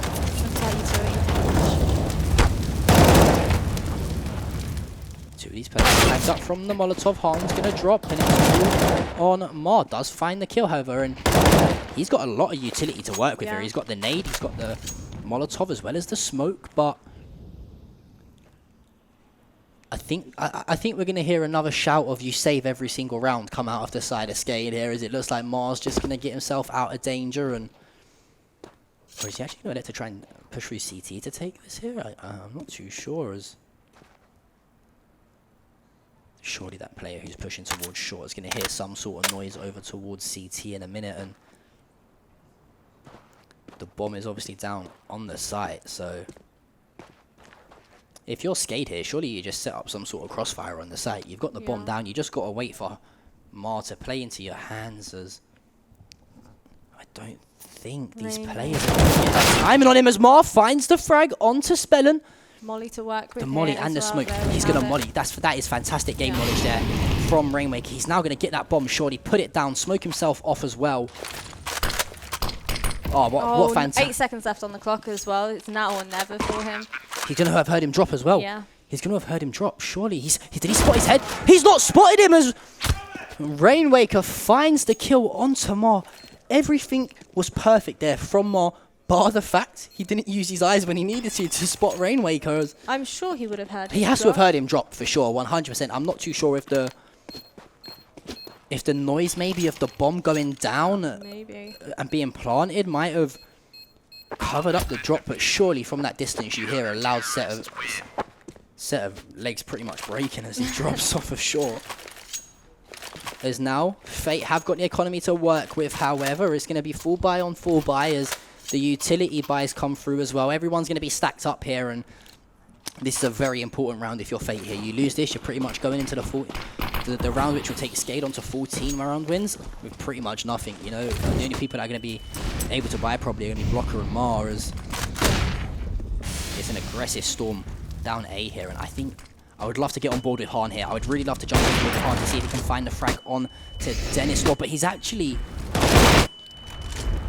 the last one to swing as Patrick drops and Nikki drops blocker, finds the kill onto Dennis Law, and Han just edging around that corner ever so slightly. I think they're going to look to try and get the bomb down here as fantastic play from the squad of Fate as Han is just styling on him right now as he's picking up kills left, right and center as Spellen is going to come behind one players here, and no, he's going to save. Oh, Ma. You check this. You check this. You saw what happened last time. I think he checks it. He doesn't check it. Knife kill. Oh, my God. Oh, that's cheeky. Spellen finding the knife kill.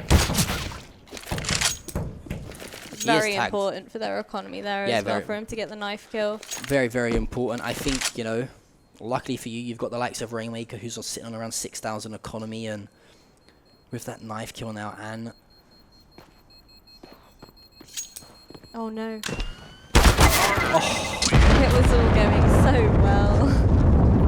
Yeah, very good performance from Fate there in that round. A very good individual performance from Han on that round. I said literally what they needed to do is just let Han be that playmaker, find the frags that they needed to. He did just that, but I'm not too sure who the player was that elected to push through double doors and towards A-Long to come behind them. But it then forced that player to turn around at A-Long. Han has the freest kill of his life. You see another pause coming in, this time for Skade. 1 round in it. As I think if you look at this here, Jasmine, look at the economies. Blocker has got 8,000. Mar 5,000. And Duplicate is sitting at 3 and 17. And somehow Skade is still 1 round up here. And just take a little peek at the economy on the side of Skade here. If they lose this round, it's not going to be looking in the most ideal situation. And what a spawn Han has here, by the way, for mid to watch that cross. Are we going to see the AWP player pick up an initial frag on any player that crosses through mid here? And I'm hoping we see a 3-player stack towards B. That would be great for Skade to actually opt to stack something, maybe try and retake a site together. You can see they're investing as much utility as possible. Yeah, it's going to be the 4 AK buy, like I said, for Fate with the AWP, but you know, complete opposite of what we wanted here, John. But just look at what Skade have to work with here. They've got 2 Deagles, 2 M4s and an AWP. How have they been allowed out of mid? They've stacked 4 people towards A site, and that's left Spellen all alone on B site to somehow be the difference maker. They've got complete control of A site, and there is no way here that these players try. If you're the squad of Fate here, do you send maybe Blocker, for example, who's sitting at 4.7k going into the next round to try and find a frag here? Do you send someone to try and pick up a kill? Because you know what these CTs are going to do. You know they're just going to sit over on the opposite side of the map and try and take that AWP and the 2 M4s into the next round. It's going to be 12 rounds apiece here. Fate versus Skade. On Skade's map pick, Fate are really trying to close this 2-0 out and set up a clash with Mbappe later on in the day.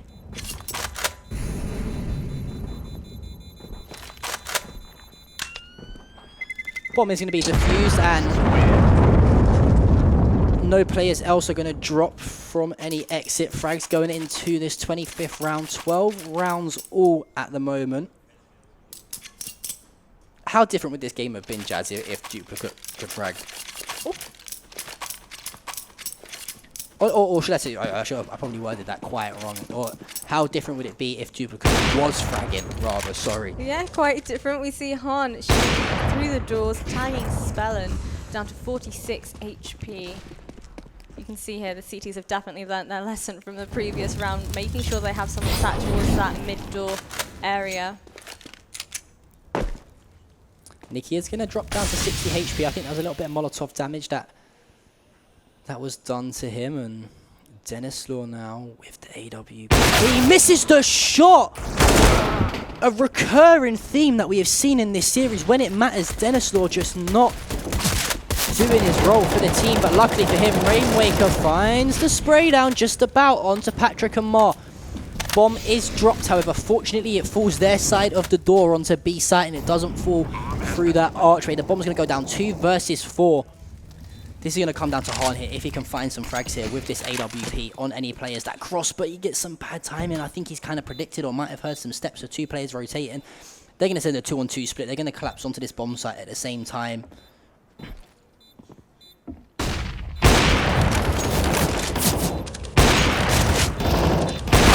Oh! Han missing the second shot onto the players in tunnels there, and unfortunately missing a player towards window as well. And That was good teamwork, though. I like what they did there. they did everything right. They relying on one another, relying on your teammate to watch that tunnels area while you focus on window and door, calling out any information of steps you might hear. They tried their best. I think it was. Well, I mean, it's not even like you said. It was fantastic teamwork. But what they had to do was find the first 2 frags in that round, and that's exactly what happened. You know, on another day they both pick up the second kills as well, and it's a 4v2 clutch. Han finding the kill onto Denislaw. Really stepping up for his squad. He finds that opening frag, and look at already the players have rotated. They think it's going to be a push towards A, and it looks like it's going to be Rainwaker again, left alone on to B site as these T players of Fate are going to try and set up some sort of push towards B by the looks of it, or could we potentially see this player number 4, Mar, push out through mid? Look at how early on all of this utility from the CTs has been used, whereas the Ts, you know, they've been playing incredibly patiently, waiting for all of that util to be completely exhausted, completely wasted, and meanwhile, they themselves have plenty of mollies, flashes, smokes to work with. I mean, Fate have got 6 flashes to work with. They got 6 flashes, 3 smokes, and a Molotov as well. As I say that, Ospelin does find one. That's going to be Blocker who drops. Can Oxygen find the second? Both players tit for tat, trying to tag each other, but Nikki does come out at the slight disadvantage. Oxygen finds one. Finds the second onto Mar, but Han does trade that kill. He's now going to try and find the kill onto this player here towards the top of the map. And Han is really trying to play confidently here, but does get taken out. It's all up to Patrick. Duplicate with the org in hands, surely going to spot him towards A long as soon as this smoke clears. There's a Molotov to work with, misses the initial shot. Unlucky not to get that full spray down there on the player towards CT, but it's Skade now who moved within 2 rounds of forcing that game number 3 on Inferno, Jazz. This is exactly what we said, John. We want to see a 3rd map. We want to see how Inferno goes. I think my mind wants to see it, and so does all the fans, but I don't think my heart will be able to handle it, especially if it's half as close as this map. The 3 AKs, the AWP, and the MAC-10 for Fate here. If they lose this round, they pretty much lose the game. They're going to go into the next round with hardly any economy. Denislaw finds the first kill on to Nikki. Mar's going to trade that out. However, Duplicate drops. There's still 2 AWPs in the hands of Skade. That's going to be Denny and Spell, and Han finds one. Han's got to somehow out-AWP 2 players. He does only have Spellin left to deal with, however, when it comes to the AWP after Denislaw had been dropped. And one thing that's good here for Han is he's got the bomb. He can, you know, he can play a fake. They don't really know where the bomb is, and I don't know if he knows someone's there or not. No, he doesn't. He doesn't even have a molly to kind of clear that area. There's for no himself. way. Surely he's going to see him peek. He has to see him peek. He really shouldn't. That's so unfortunate. You know, if that player is literally like 1 step forward, he sees his gun peeking out the edge there and probably tries to elect to hit him through the wall. But it looks like we are going to potentially see. We are going to potentially see a final round here and a final map. Looking to probably head into Inferno as Skade just 1 round away from taking this Dust 2. The pause coming into play, and I'm probably thinking right now, Skade saying, it's 1 round. These guys are got no utility to work with at all. Oh my goodness, look at that util damage coming in from both Nikki and Mar. They're doing a great job of it, to be honest with you. I'm quite surprised that the CTs aren't actually inflicting more of this damage. Well, that's what I mean. I think it's more just following up that utility damage. They're getting the initial damage with the nades and the Molotovs, for example, but they're not following through and, you know, really taking advantage of all those players that have dropped down to low HP. And It's going to be the 2 AKs, 2 Galils, and a Mac 10 here in favor of Faye as Skade have got the full buy with the 2 AWP set up, max utility to work with as well, and I think it's more of a matter of when than if at the moment. Jazz, are we going to see that map number 3? The smoke is going to put out that incendiary that was thrown down towards that door, and Spellin again going to pop out yet another bit of util. He does get flashed, however. The timing of that. Oh.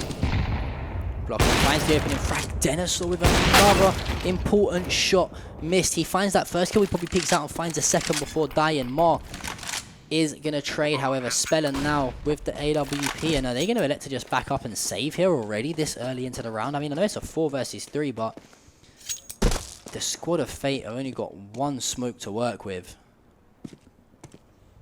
And again, we see this pause working out absolutely perfectly for them in their favour. We've seen it time and time again. This makes me feel so happy, the fact that people are actually making use of their pauses, by the way, John. This is the part where we realise that their anti-pokes are working, and Spellin gets caught trying to knife Nikki for some reason. Rainwaker does take down Nikki. There's one more player trying to find the frag. It's going to be Mar, and I really, really like that. Really like that out of Fate there, you know. Real big fan that they got the economy to rebuy should players die, and not only that, it's really hurt the economy of the side of Skate here. Skade now are going to put the M4s back in the hands of the players that they can do so, as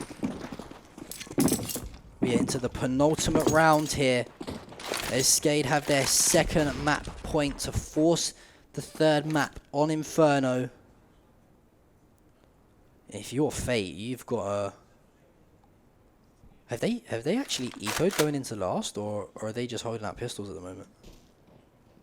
Yeah, they're just chilling with pistols. I think a lot of their strat here is relying on Oxygen to pick up that initial info, initial damage. I kind of like that play from Skade as well, you know. I mean, you could have force buyed, but what's the point? Get yourself a save. Hopefully Oxygen keeps that M4 in his hands and go into that final round to try and pick up a 16 round to 14 win here on Dust 2. You can see the bomb site execute here. Fantastic use of utility. Beautiful execution from Fate onto this bomb site. However, let's remember it was against a full set of pistols, however, and we mentioned we wanted to see Oxygen try and survive with that M4. He does fall. It's all up to Denislaw, however. As we're going to head to our 30th and final round here, Jazz. Can Fate force the overtime, or will Skade be forcing map number 3? I feel like it could go overtime. What about you? What your I think Fate are going to force overtime. I think, you know, they're going to be very confident coming out of this, and I'm going to take a quick look at the economy on the side of Skade here. The full buy coming. This is going to be... I think it's going to be Fate. Fate have got so much utility to work with here. Look at the amount of utility in comparison to Skade's to work with here. They can literally pick any bomb set they want and execute it perfectly. It's actually a double AWP setup on the side of Skade, with Denny and Spellin both running the AWP as duplicate elects to pick up the FAMAS. 2 M4s in the hands of Rainmaker and Oxygen. Patrick finds the first frag, but the util damage coming in heavy here. 2 players tagged up. Blocker finds the kill onto Oxygen. Rainmaker does tag one up. He finds the assist on to Blocker, and just like that, 2 versus 2 situation here, Jazz. That information should have been relayed to his teammates. We saw 2 players pushing up towards A long. They had absolutely no idea there was still someone in towards that pit area. 1 minute and 15 seconds left here in this 30th round on Dust 2. The AWP in the hands of Han. He's also got the flash, the molly, and the smoke to work with. No utility available, however, on the side of Skaden. They've elected to split 1-to-1 here. 1 person on A, 1 person on B, both with AWPs, and I don't mind that at all, because that means they can just hold the furthest angle away as possible. So it looks like it's going to be Mar and Han who advance up towards long, and the timing on the player. And with those 2 mollies, you know, you can completely cut off any sort of rotation towards CT or from short. There we have it. That is fantastic. I don't think that was the best of mollies, though. He could have probably tried to elect to throw that slightly deeper, but I think the angle that he had was not ideal. Where did he pick up that kill from? I think one player dropped down towards CT as Mar finds the kill onto Denislaw, and bomb, I do believe, is planted for him here in pit as Spellen's gonna face, and it's gonna be Mar who forces the overtime. Oh my goodness.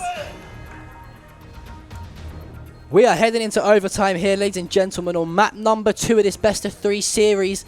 Fate currently leading 1-0 on map counters.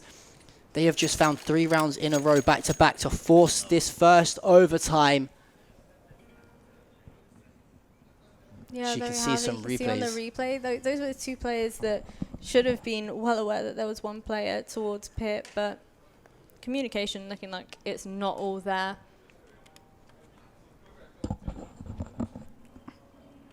We are going to see the double AWP set up.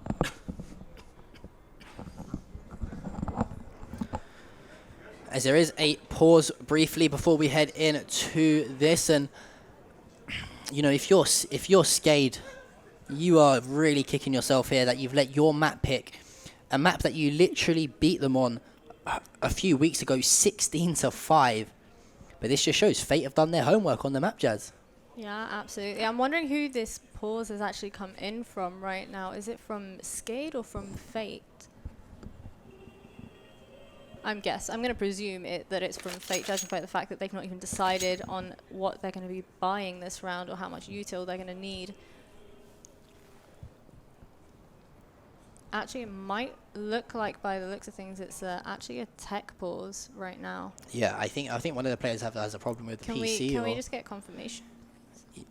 Yeah, we'll get an admin to give us confirmation as quickly as possible. But going into this overtime, Jazz, if you're Fate, you must be really fired up and feeling confident forcing that overtime. Yeah, absolutely. But one thing you have to remember, John, is when pauses like this happen, even though they are completely out of control, like they can happen whenever, this will affect momentum. Momentum is incredibly important when it comes to CS. You know, we see the players get hyped up, but when you have nothing else to do but to sit and wait, sure, you've got plenty of time to discuss your strats, but that momentum, it's just gone now.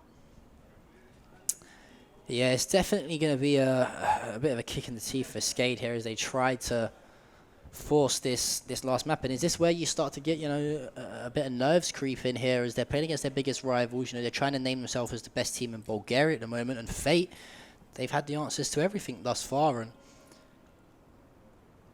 let's not forget, they're looking for that 4th consecutive win in an event in a row. As we do apologize about this slight delay, guys. We don't want these players going into the overtime with any sort of issues. You know, they say a good workman doesn't blame his tools. As I think the round backup has come into play, I think. We are going to get the backup in and loaded, as I think hopefully things are okay now. As looks like Denislaw is going to be rocking this AWP. Do you think they're gonna do a dual AWP setup again at all? I'm hoping they try and slow it down a little bit. At least for Fate's side, I'm hoping they try and slow this down a little bit, play quite passively, get some more info on how many players Skade will have on each of these bomb sites, and you know, play for picks at this point. Yeah, I do believe we are going to get the game on pause now and head into this overtime. Be sure to let us know in the chat what you guys think is going to happen here in overtime between Fate and Skade. Don't forget to be in contact with our social media pages as well on Twitter, Instagram. Let us know your predictions and who you are rooting for. But we're heading into overtime, guys. It's Fate versus Skade, the first round of the first overtime. As it's going to be Fate staying on that T side. Denislaw finding the intro. The entry frag rather, sorry, onto Mar. Denislaw's going to turn away from those flashes. Can he find the second? Yes, he can. That's going to be Nikki who drops. Han getting tagged up, but Block is there to help him. Oxygen drops. Duplicate going to find the shots with that AUG onto Patrick. 2 versus 4. See, this is what I like to see. They already know that he spotted their teammate towards that car area, smoked him off already. So even if he has a molly to try and molly him away from that position, it's going to get put out immediately by that smoke. But as soon as it clears, Blocker is not going to hesitate to try and make something happen here. Han with a fantastic headshot, and it's that 1v1, you know, aim war with that AWP that he's been coming out on top every single time thus far that we've seen them go head to head. It's a 2 versus 3 here, and it's looking slightly more doable, but Han is down to 14 HP. That's pretty much to say to Blocker, look man, just try and make something happen for me here. Try and bait a player out, get him to swing, and I'll pick up that kill with the AWP, and the smokes are going to come down. Oh, fantastic use of the utility there. I think there was another smoke to put it straight. Oh no, it doesn't. That was a great molly. Yeah, that was a great molly. It spread just enough to cover that full width of the ramp. However, one person is up onto the bomb site. It's going to be Blocker. Can he get the plant? No, he can't. Not enough time. Spellum finds the kill. 16-15 now in favor of Skade as they win the first round here in overtime on Dusty. That was really good by Skade there. The smoke perfectly bloomed, blocking off any sort of shots that they might land towards you and your teammate, and then that molly following shortly after, making sure, you know, even if they run through that, you'll get an idea as to how many players are there and where exactly they've rotated towards that ramp/site area. Looks like the bomb is going to be working its way towards double doors and pushing out on towards A long. Flash is coming over towards CT from Nicky. Don't think he's going to find any sort of damage onto anyone there as the players are rotating over towards A here. And I love this from Oxygen. Look at how aggressive he is sat in pit right now. He knows these players are coming up towards A long. Can still find the lineup. Oxygen finds the third. Can't find. Oh, he can find the fourth. I thought he actually died there for a second. It's all up to Han. He's going to want to save this AWP, or I think he spotted one more towards the door. I'm not too sure. And you can see the collapse now that's going to come over towards this side of the map. He tried with the no scope. Yeah, he tried. He was like, you know what, if in doubt, give it a shout. As Rainstar does. Rainstar, sorry. What am I talking about? That's Red Star and Rainstar and Rainwaker combined into one. Are you already thinking? I'm already thinking about the Mbappe game. Listen, I'm confident that they're going to clutch up, and I've even had a word with him. I said, listen, I'm coming for you if you guys don't win. Well, yeah, you're going to have to dye your hair any colour of my choosing. 2-round advantage now of Skade, then heading into this third round of overtime out of the 6, and it looks like it's an aggressive stomp down towards short here as A-side control is completely given up here by Skade as Duplicate finds the first, but Mars going to trade that out, and the bomb is planted almost instantly here. Han, however, is tied up. There's one player towards short. I'm not too sure if they can see him. The nade actually forcing Han further forwards into the shots of Rainwaker. He finds 2, but Nicky and Patrick trade it out. 2 versus 2, make it a 2 versus 1. Up to... For a second, I thought it was the player by Car that found the dink onto him there. He's going to drop. It's going to be 18 rounds to 15. Oh, the BM in here. This is the part where they don't time it right and forget they don't have kit. See, it almost seemed like they completely forgot that previously Spellun was always playing behind those double doors towards mid. You know, previously we saw them molly it and nade stat towards that area, but they completely neglected that this time, and Spellun was very quick to be on the rotation with his teammate. Yeah, the double AWP setup now is going to come out in favor of Fate. I think they're just going to play things slightly slower on CT here and elect to have 2 players, you know, holding those angles. One looks like they're going towards A long and the other in the middle of the map. As for Skade, however, it's going to be Blocker who finds the first frag onto Spellun. I think it was actually Oxygen who dealt the insult to injury with the flash onto his own teammate.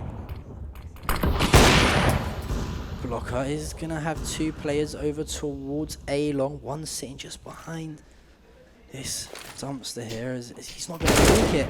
How are you not checking that corner there, Blocker? Smoke's coming out towards short to force these players to run through them. The flashes come in. Mar trying to find some shots as Duplicate finally starting to find a few frags. He picks up a kill and can't eat some molly to the face. Only takes 10 damage, however, and it's a 4 versus 3. However, look at how low the players from Skade are. Yeah. And Nikki, the one player that had the nade that could have potentially finished off at least 2 of them, gets taken out. Patrick, 1 versus 3. All players down to just the one tappers. We have it. Dennis Law's going to find the kill. We're going to map number 3 here, guys, on the final day in the final semi-final. Final day. As strong, you can't really say it was a strong performance from Skade. It was a very evenly matched game, but in the end, Skade just strong enough to see that map out. Really good performance from them in that overtime, especially, and we're seeing a map number 3. I'm very excited for this. I know Just 2 went into overtime. We didn't expect that to go Inferno is one. Yeah, Inferno is 100% definitely- going to overtime. Yeah, I think it's 100% going to overtime. Your prediction of 16-5 was way off, by the way. Mine was pretty bad as well. Well, I mean, I didn't expect Fate to be good at Dust 2. That's what it was. But I do believe we are going to head to a quick break while the players get a little bit of fluid on board and reset themselves going into this 3rd map. So be sure to join us after this commercial break, as myself and the lovely Jasmine will be back here to bring everything from map number 3 in Inferno after this short break. So my name is John Pritchard, or you guys can call me John P. I've been casting CS now for around about a year, but I've got over 5 years live broadcasting experience in commentary and other games, as well as used to work on worldwide TV. So yeah, I'm looking forward to casting here. I'm not 100% sure, to be honest with you. I've done quite a few big ones. There's a gaming festival in the UK called Insomnia Gaming Festival, which is one of the biggest in Europe, probably. But I would say, broadcasting on live television to over 55 million people, that's probably the biggest thing I've ever done. I wasn't nervous then, so hopefully I don't get nervous this weekend. It was great to walk into the venue today and see everything come together. The stage is amazing. I felt like it was all coming together, to say the least. It's every player or talent, and even I guess the production's dream to finally see their project all come together, and where we're going to be casting is great. I'm looking forward to it, man. The players are going to love it, I love it, so I'm sure you guys at home will love it as well.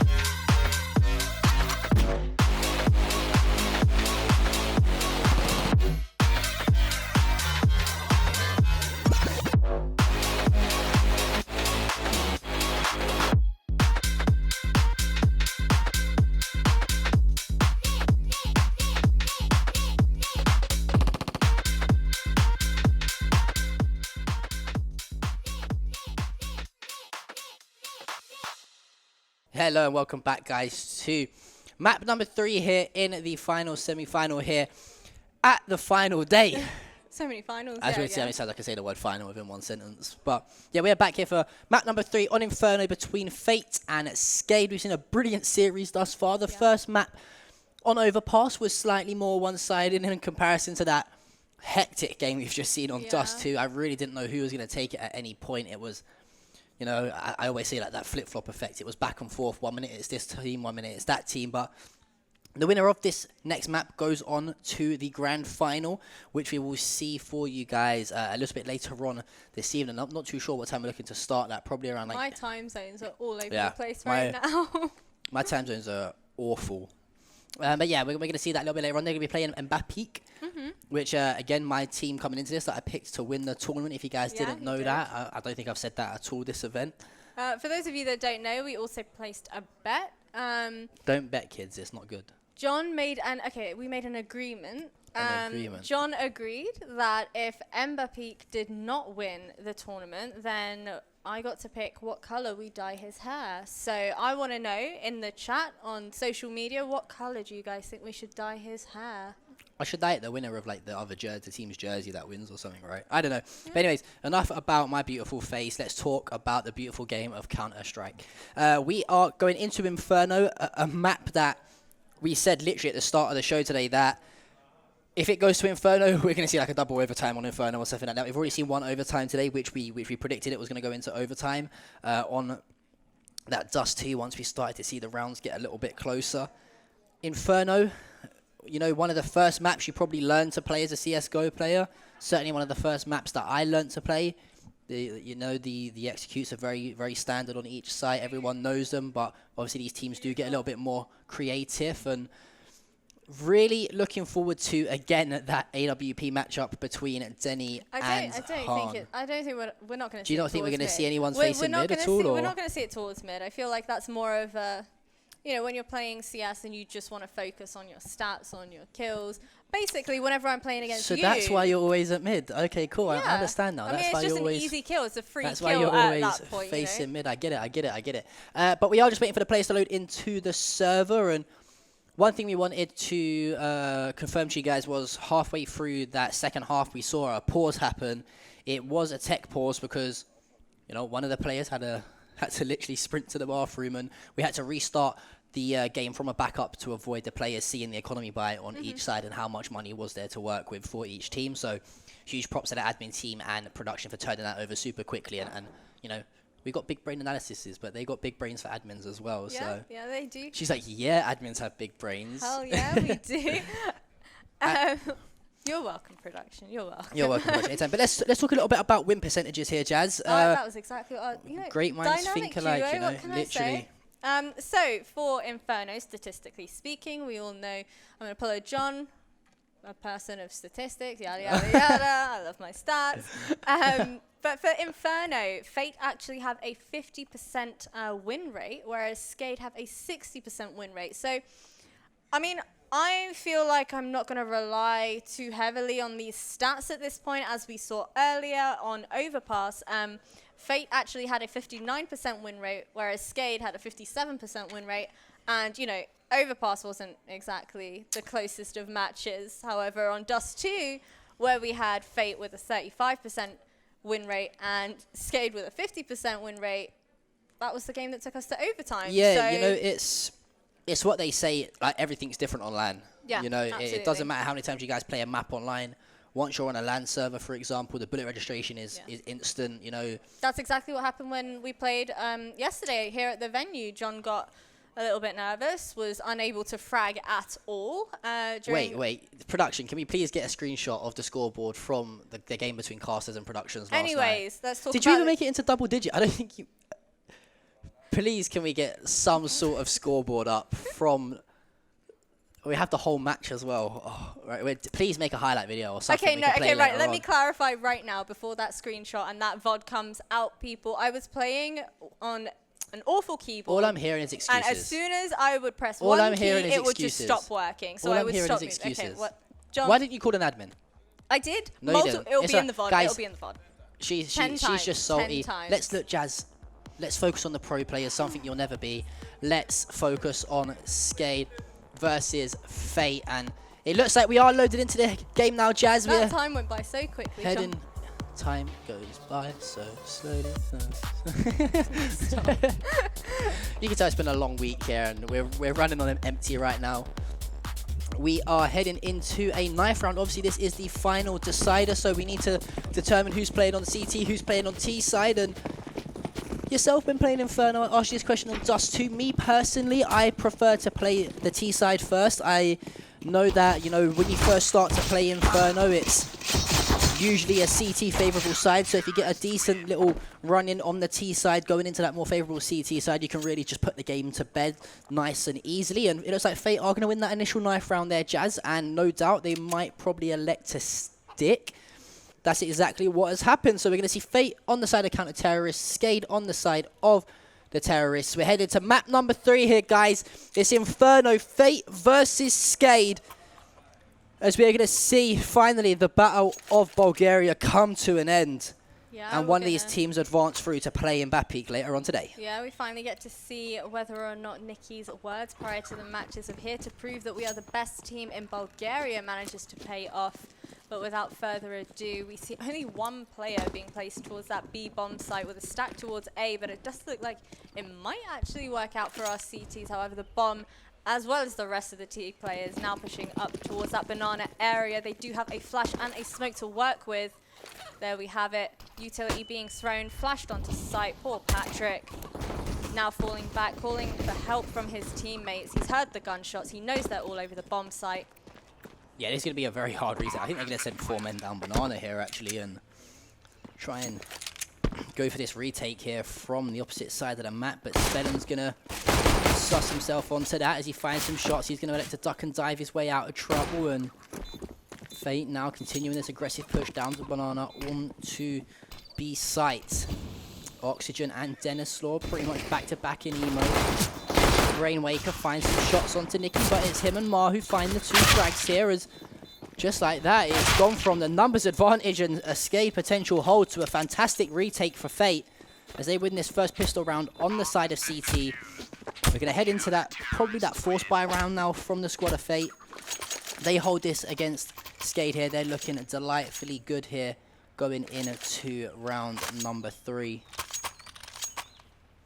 Yeah, you see plenty of utility. There we have it, the force buy that you spoke about for Skade coming in. Plenty of Mac 10s, all the utility in the world here. Does look like I feel like they should definitely opt for a Mac 10 rush, but maybe they throw that utility towards banana, potentially lead them to believe that they're going to rush B again. Well, you know, they was met aggression with aggression at banana here. You're going to see the util go down, the nades coming out of Nikki, but the bomb is going to work its way over towards apartment. There's actually one player number 4, which I think is going to be Mar, who's on the edge outside of apartment. Mar finds 1, Blocker finds 2. Can he find the 3rd? He runs out of ammo, but Han is there with the MP9 to clean up the job. It's all up to Duplicate, who finds 1 actually. Can he find the 2nd? Nearly does, but Han cleans it up. With only 1 HP left as well. 2-0 lead here in favour of Fate. It's still early doors, however, and because of that Mac 10 buy there, the squad of Skate aren't actually going to be aren't going to be able to put any sort of weapons in their hands other than deagles right now. So you'd like to think probably another round win on the board looking likely here for Fate. There's not even a single bit of armor either for the squad of Skate. We have seen crazier things happen though, John. We've seen plenty of eco rounds being won from numerous teams throughout the duration of this entire event. We see some aggression coming in from the CTs towards that banana area. They have got plenty of utility to work with. They could potentially nade stack that, maybe throw a molly down towards T stairs. Seeing another player pushing in through towards mid, backing up his teammate, potentially setting up some sort of crossfire. Patrick finds the first frag. He's going to get traded, however, as Denislaw finds Nikki. Some shots coming in from Patrick. He's staying alive on 6 HP somehow. Finds the kill onto Duplicate as Rainwaker trades that out with the Deagle and picks up the MP9 for his troubles. The 2 vs 2 situation now in favour of Fate as Rainwaker is slightly tagged up down to 34 HP, but A little bit of utility to work with as he picks up a flash and a smoke off the floor. Oxygen finds the kill onto Blocker, and it's up to Han now. 2 versus 1 here. All alone in Banana. Has got the flash to work with should he want to try and elect to push this. Retakers! Oxygen, see you later, my man. As that's some fantastic shots from the MP9 there. The bomb is going to go down, however, on A. And 1 versus 1, MP9 versus MP9. This is looking like a very doable round for Han here. As Rainwaker's going to probably make his way over towards Pit or Small Pit, and just as soon as he hears this bomb get picked up, he's going to pop that flash over the top of that wall there, elect to push the site, and probably clean up the kill. Yeah, absolutely. I think the kit for Han obviously is going to work in his favour here also. But like we mentioned earlier, John, anything can happen on LAN. Oh my goodness, there we have it. The LAN screams, John. Yeah, I mean, this is the final map, Jazz. You know, every little mistake, every little minor detail has to be taken into account here. These guys don't want to go home, especially Skade as well. We've come from the losers bracket to play against Fate here.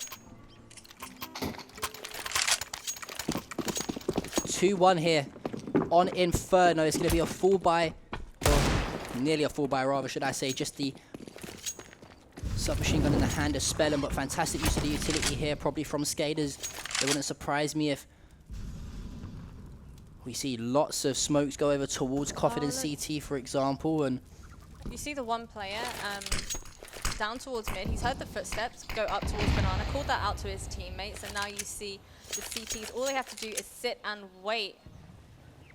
One thing is here, it's not even that. It's player number 8 on his on that team isn't. It's actually Denislaw. The colours haven't changed, and if that was a CT, he would have had the freest 3K of his life. Hopefully he can get those colours changed at some point. So it's going to be a 4-man stack over towards the east side here for the squad of Skade. Will make it a 5-man stack rather, as the 4 players from Fate are going to try and hold this off. 1 player towards CT. 2 players in and around Coffin. There you go. The smokes come out. The execute on the bomb site is going to take place. Skade now advancing onto the site. It's going to be Rainwaker, Denislaw both finding kills. Duplicate finding not only his teammate, but Blocker for his troubles after Nicky takes down Rainwaker. 2-2 now. And I literally said, you know, you're going to see those smokes come into play. Pop it off towards Coffin. Smoke off CT. The big swing comes in there from Skade. They pick up the round. Just like that, it is 2-2 now here on Inferno. This is definitely going to overtime. Yeah, this is definitely. I called it at the start of the day. This has got an overtime written all over it. Both teams, you know, playing very, very well, trading back and forth these rounds already early on, and the full buy coming in here from Skade. They got the 5 AKs in hand, lots of utility to burn as well. The Molotov, however, does come up Banana, and Patrick's got to just back off a little bit before he gets tagged up to that Molotov damage. Nicky's going to find the first while flashed. That's Duplicate who drops, and look at all the utility being used here for Skade. Or at least the majority of it, rather, as the bomb is going to rotate its way back down Banana and look to move towards the middle of the map and push onto that A site. CTs are so quick to pick up on this, though. You see the rotation already coming in through towards CT. They're going to call out as much info as they can. Now Mark chooses to smoke that pit area, making sure he blocks off any future mollies that might come in. But, oh my god, he managed to pick up the kill on Rainwaker. Nicky being taken out very quickly, just like that.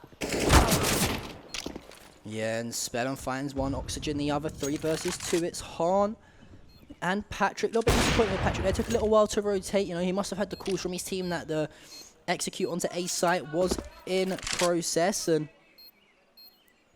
you can hear some. I think again he's talking about saving. every time I hear I'm just gonna say okay, yeah, he's moaning about the guy saving in this round. I think 3 versus 2 now.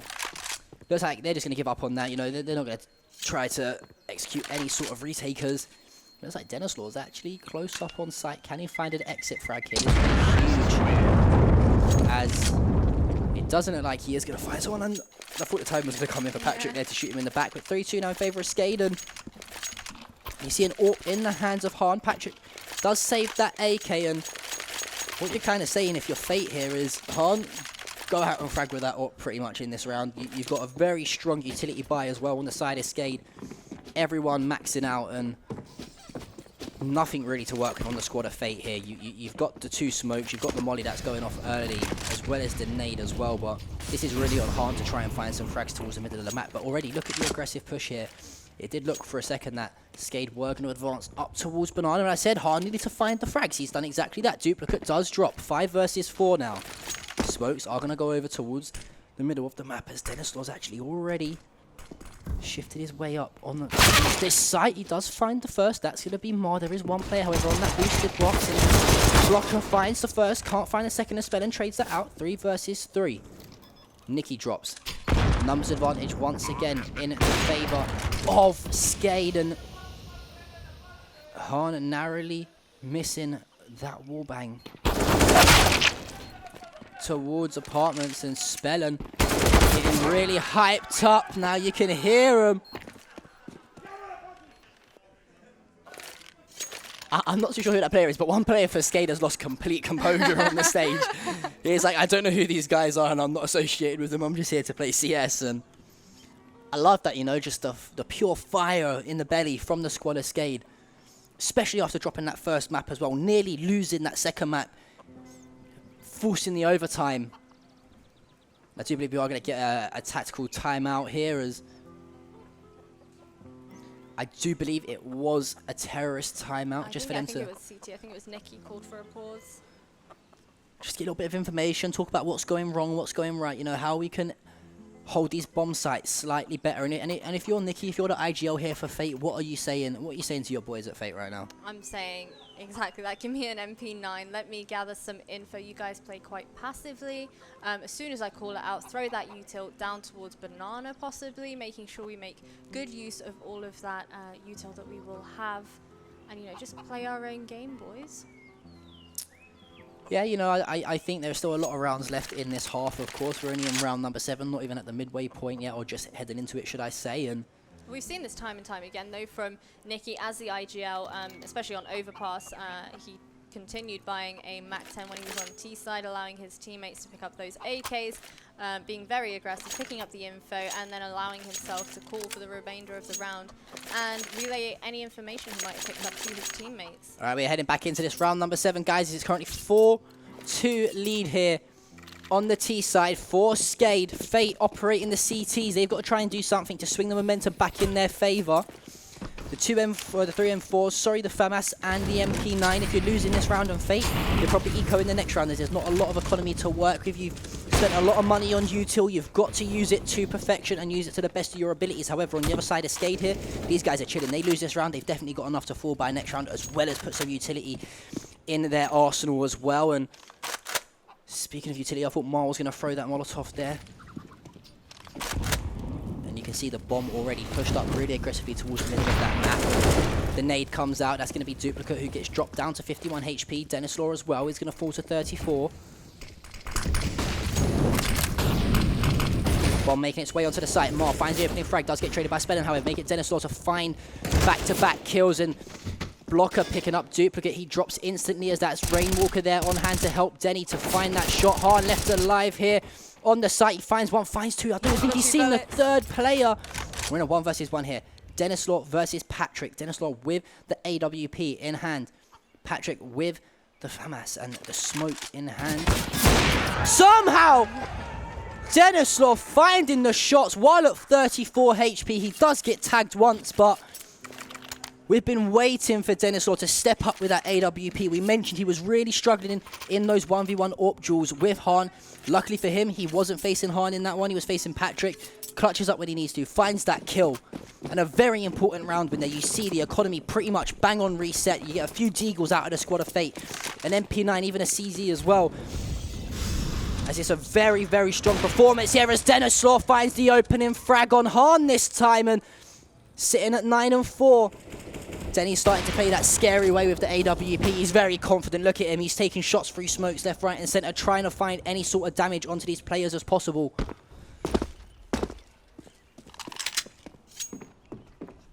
Bomb is going to be dropped down towards T-stairs here, as it looks like the squad of Skade are pushed up towards Banana to try and get some of that information to see who is on that B site. There are 3 players over towards it. It's going to be Nikki, Blocker, as well as Patrick, and they've left the low man Mar over towards A. And I think what's going to happen, Fate are going to give this call, and you're going to see Mars storm to the middle of the map to try and come behind them at Banana here, as there's not a lot of utility to work with here.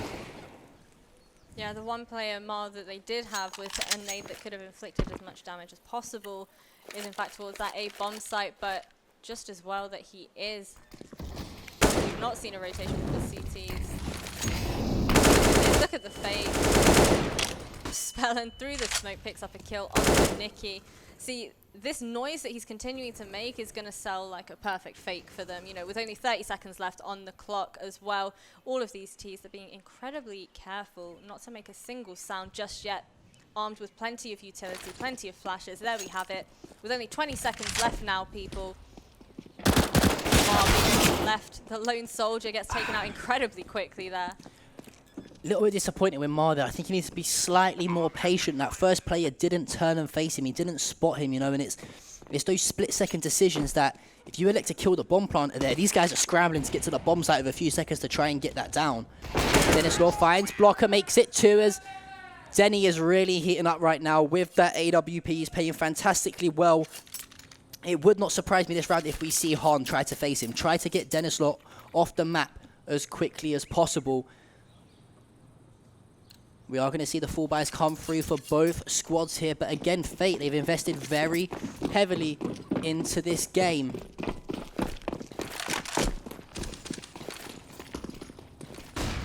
Dennis Law is going to try and face towards mid. Han was there, you know, just getting a little bit curious, but not curious enough to take the challenges. He's actually over towards Banana, and he might elect to push over towards Car and face Dennis Law with this AWP. Nade. Yeah, fantastic nade. I think it was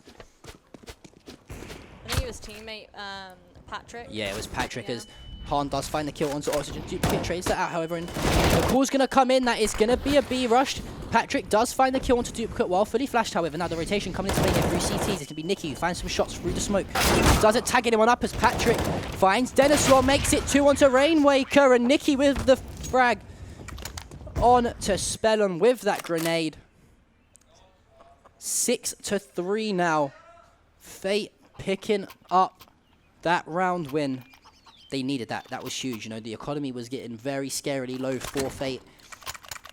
Using that full buy to perfection, as the gun's going to go straight back in the hands of Skade here. The utility likewise, and the bomb's going to push towards second mid and over towards A. But look at the aggression here from the A bomb site of the CTs. They're going to probably see a Molotov smoke off, put down on mid here to stop the players advancing towards A site, and Patrick's going to throw the nade through the smoke.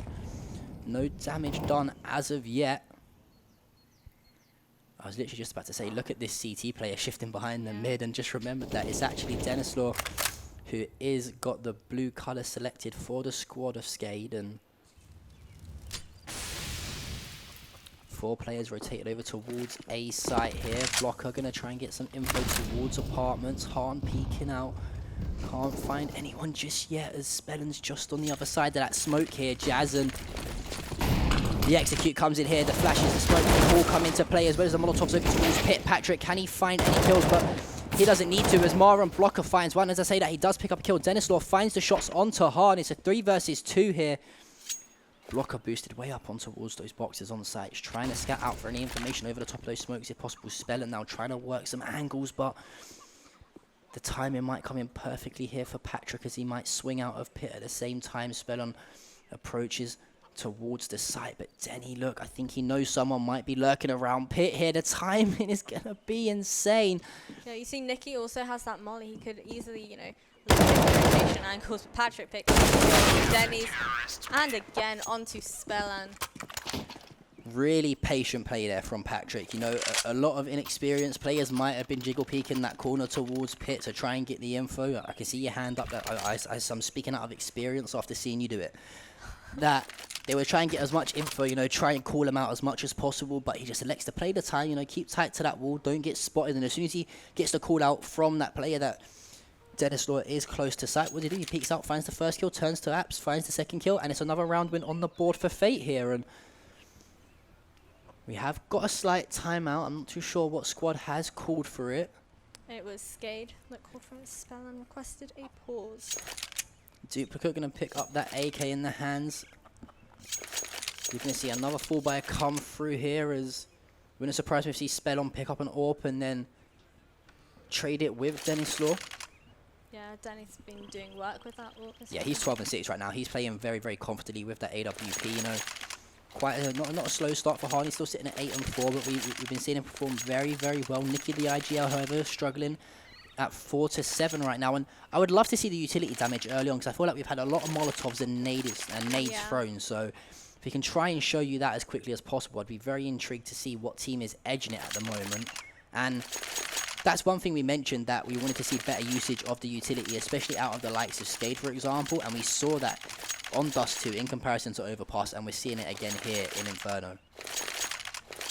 We don't actually see an AWP come into play here for Skade, so that suggests to me, you know, they're just going to continue rushing onto these bomb sites with all the utility they can. Plenty of flashes to work with here. 3 mollies also. You see the bomb opting to go towards that 8 bomb site through towards Apt. Han, he has the angle, however, Spellon being taken out by Nicky towards Banana, exhausting some of that utility, but Han playing very patiently, picks up the kill onto Rain Waker. Love that as well, use of that Molotov. You know, a lot of the times you'll see someone get the kill, they know that the person's going to be switching to their knife to try and get the AWP reloaded and being able to scope back in. So they'll usually try and push straight up into apartments and out onto balcony there. He pops the Molotov down, so that means they can't do that. And he gets himself back out onto A site completely untouched and unharmed. And oh, Blocker, fantastic shots there onto Oxygen. Han finds Duplicate, finds Dennis Law. Fate starting to heat up again. We saw this as well on Dust 2 where Skade put a few rounds on the board early on and then we started to see Fate edge back into it. How did that one go? It went to overtime. As we are heading into the final few rounds here. 3 rounds left on the first side of Inferno. Skade are currently a 1 round lead on the side of the Terrorists. It's going to be a 1 M4, a 3 AK and an AWP in the hands of Fate, and it's going to be a complete eco rounds here, bar a few deagles on the side of Skade, and you're going to probably look to see Fate level this up here going into the next buy round. Yeah, you can see this incredible confidence and impatience coming in from both Nicky and Patrick. They know they're going to be on eco, you know, trying to be as aggressive as possible early on in the round, try and gather as much info as possible. Nicky spamming through the smoke, but I like this. These Skade are playing very patiently. They're waiting, you know, they're waiting for someone to make a mistake at this point, you know.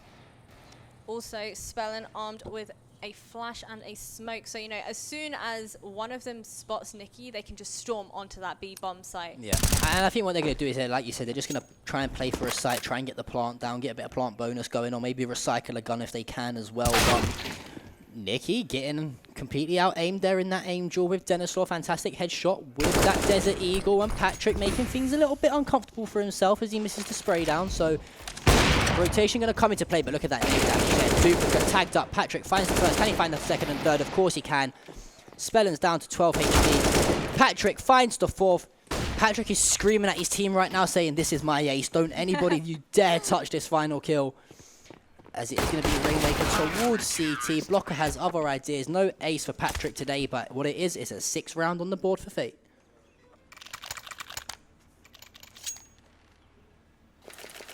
Two rounds remaining.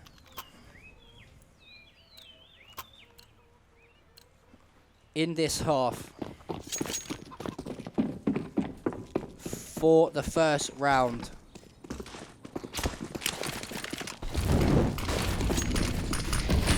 Here's the aggression we love to see, John. Great little boost up there. Ooh, taking a tiny bit of molly damage there.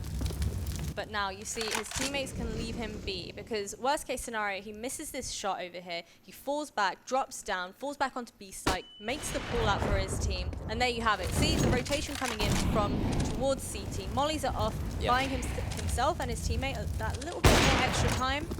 And not only that, you mentioned that he would fall back onto B site there. That offers him 2 more angles, if not 3 more angles to pre-aim with that AWP. He could fall back towards CT and aim towards Banana. He could sit on top of Coffin and hold the angle that he's literally holding right now. Or if you wanted to head towards Emo or New Box and look towards CT or Banana from that side, you know, there's so many different angles that these players can hold with a gun like the AWP as well, and especially if you're as deadly as Denislaw is with it as well. Oh, sorry, Han rather Look is. at this rotation. This is Denislaw. I mentioned that he was deadly, but Han, who has been winning that individual duel, loses it at that time, and just like that, Denislaw finds a second onto Patrick. This bomb site has completely opened up here for the squad of Fate. The bomb is going to go down. Denislaw's going to go over towards Banana, try and face off towards mid and try and find some sort of information for his squad. And all 3 of these players from Fate, they're just going to stay on A. I don't think they're going to try and go for this retake, you know. Would the memes come out? Maybe a few Skade players say, why are you guys saving once again in yet another round? I think someone's a little impatient in the game, as it is going to be a 7th round on the board for Skade. And should I tell you what, I am so glad production turned our game sound down, to be honest with you. That would have been rocketing through my ears, to say the least. Oh my god, that's so loud. I think they can hear us. They're trolling us at this point, right? The bomb is going to be planted, and detonated, rather, is the word I was looking for. 7 rounds now, like I said, in favour of Skade, heading into this penultimate round. And I mentioned, Inferno is one of those maps that if you keep it close towards the half-time, you go in, you know, 9-6 maybe, or, you know, any sort of closeness, like 2 or 3 rounds, you can go into the T side, you can go into the CT side, win the first few rounds, win the pistol, win the force buy, win the first full buy as well, and you're pretty much looking at a bang-even game to play in from there on out. And it looks like the bomb's going to be pushed over towards second mid. It's going to be rotated up towards A, but Alexa just slam on the brakes for a few seconds, as I think it's going to be Denislaw who Look at that some aggression. huge chunk in Molotov there, and I think it was those 2 players that pushed down towards Banana. It was Denislaw who does get tagged up with a molly, and Mar now just sitting over towards A site. There's 3 players coming on to A site. You see the execution come into play. The 2 flashes gonna get popped over. A couple Molotovs as well for the troubles. Nicky does hear some steps, doesn't find the shots, but luckily for him, Patrick's there to find 2. Han finds the 1 onto Oxygen, and the second kill with the Molotov on to Denislaw. It's all up to Spellen. He's alone on A site, no doubt. Mar's gonna not peek the angle. I thought he would have known that there'll be another player close and personal up towards A site there, and Spellen's got the info on 2 Blocker at pit. He can't find that spray down, and Blocker with a single tap fire onto Spellen finds the headshot with that AK. 7 rounds apiece here as we finally go into this last round here on the first half of our final map in this semi-final. A narrow lead for one of these teams going into the switch.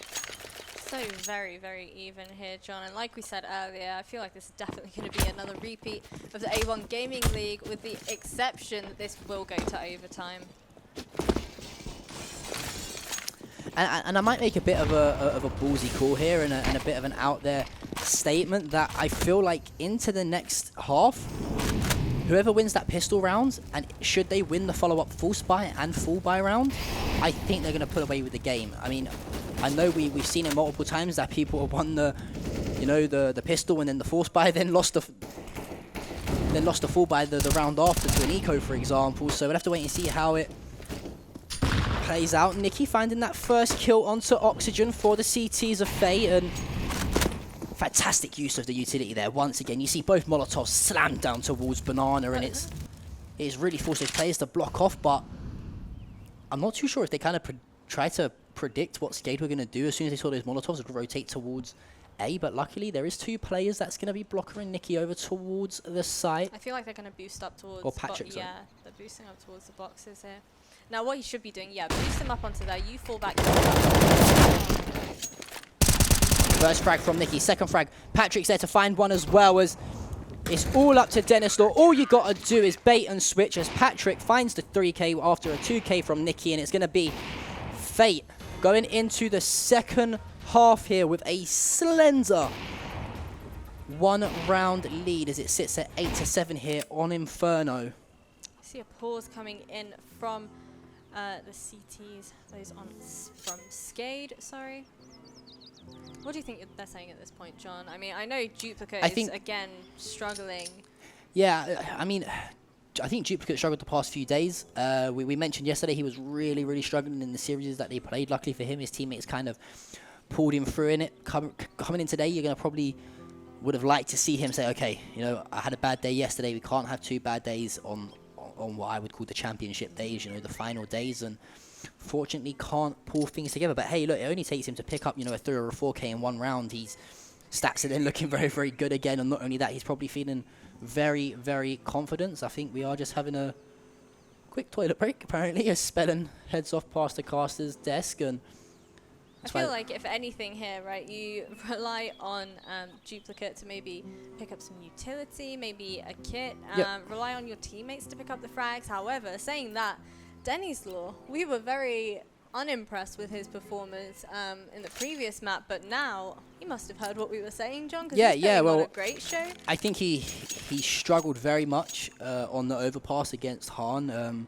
I don't think he ever really got himself into the game. I'm not 100% sure on the type of stats that he finished with, but I don't think it was like the blockbuster stellar performance that we know that he can perform, because let's face it, yesterday he played very, very well. He was one of the standout players for Skade to get them through those losers bracket matches, and coming into that Dust 2 as well, started to perform slightly better towards the end of that game when it mattered in the overtime rounds. We started to see those 2, the 3Ks even, with those kills in quick succession with that AWP, but this map here, he's really turning on the style burners, playing very, very well, sitting at 17 and 10 right now. While we're on this quick break, can we actually try to bring up the utility damage for this match thus far as we head into the second half?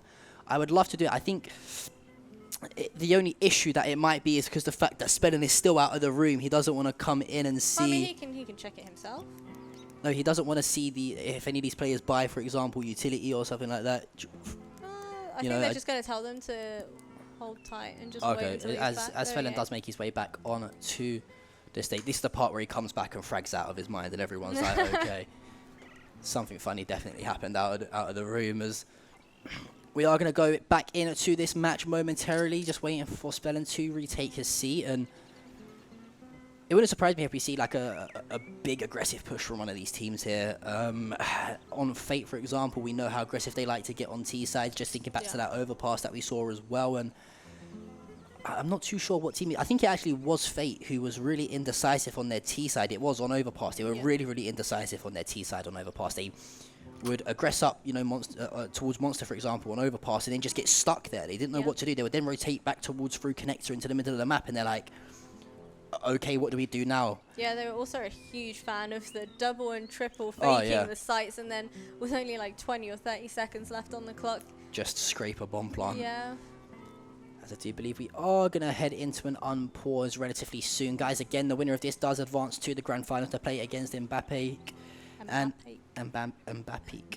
Sorry. I want to call him Mbappe, but it is obviously after the football player Kylian Mbappe, but we are again waiting for this match to become unpaused, and let's look forward to that. If you're going to see one of these teams play against Mbappe, who would you personally prefer to see play them? Who's going to give them the better matchup on paper and from what you've seen thus far this week? I mean, for viewers, I would probably say Skade would be a great watch for them, but I think at this point, I disagree with you. I think Fate would probably ask a lot more questions out of it. Mbappe, I mean, I feel like Fate would put on a better show.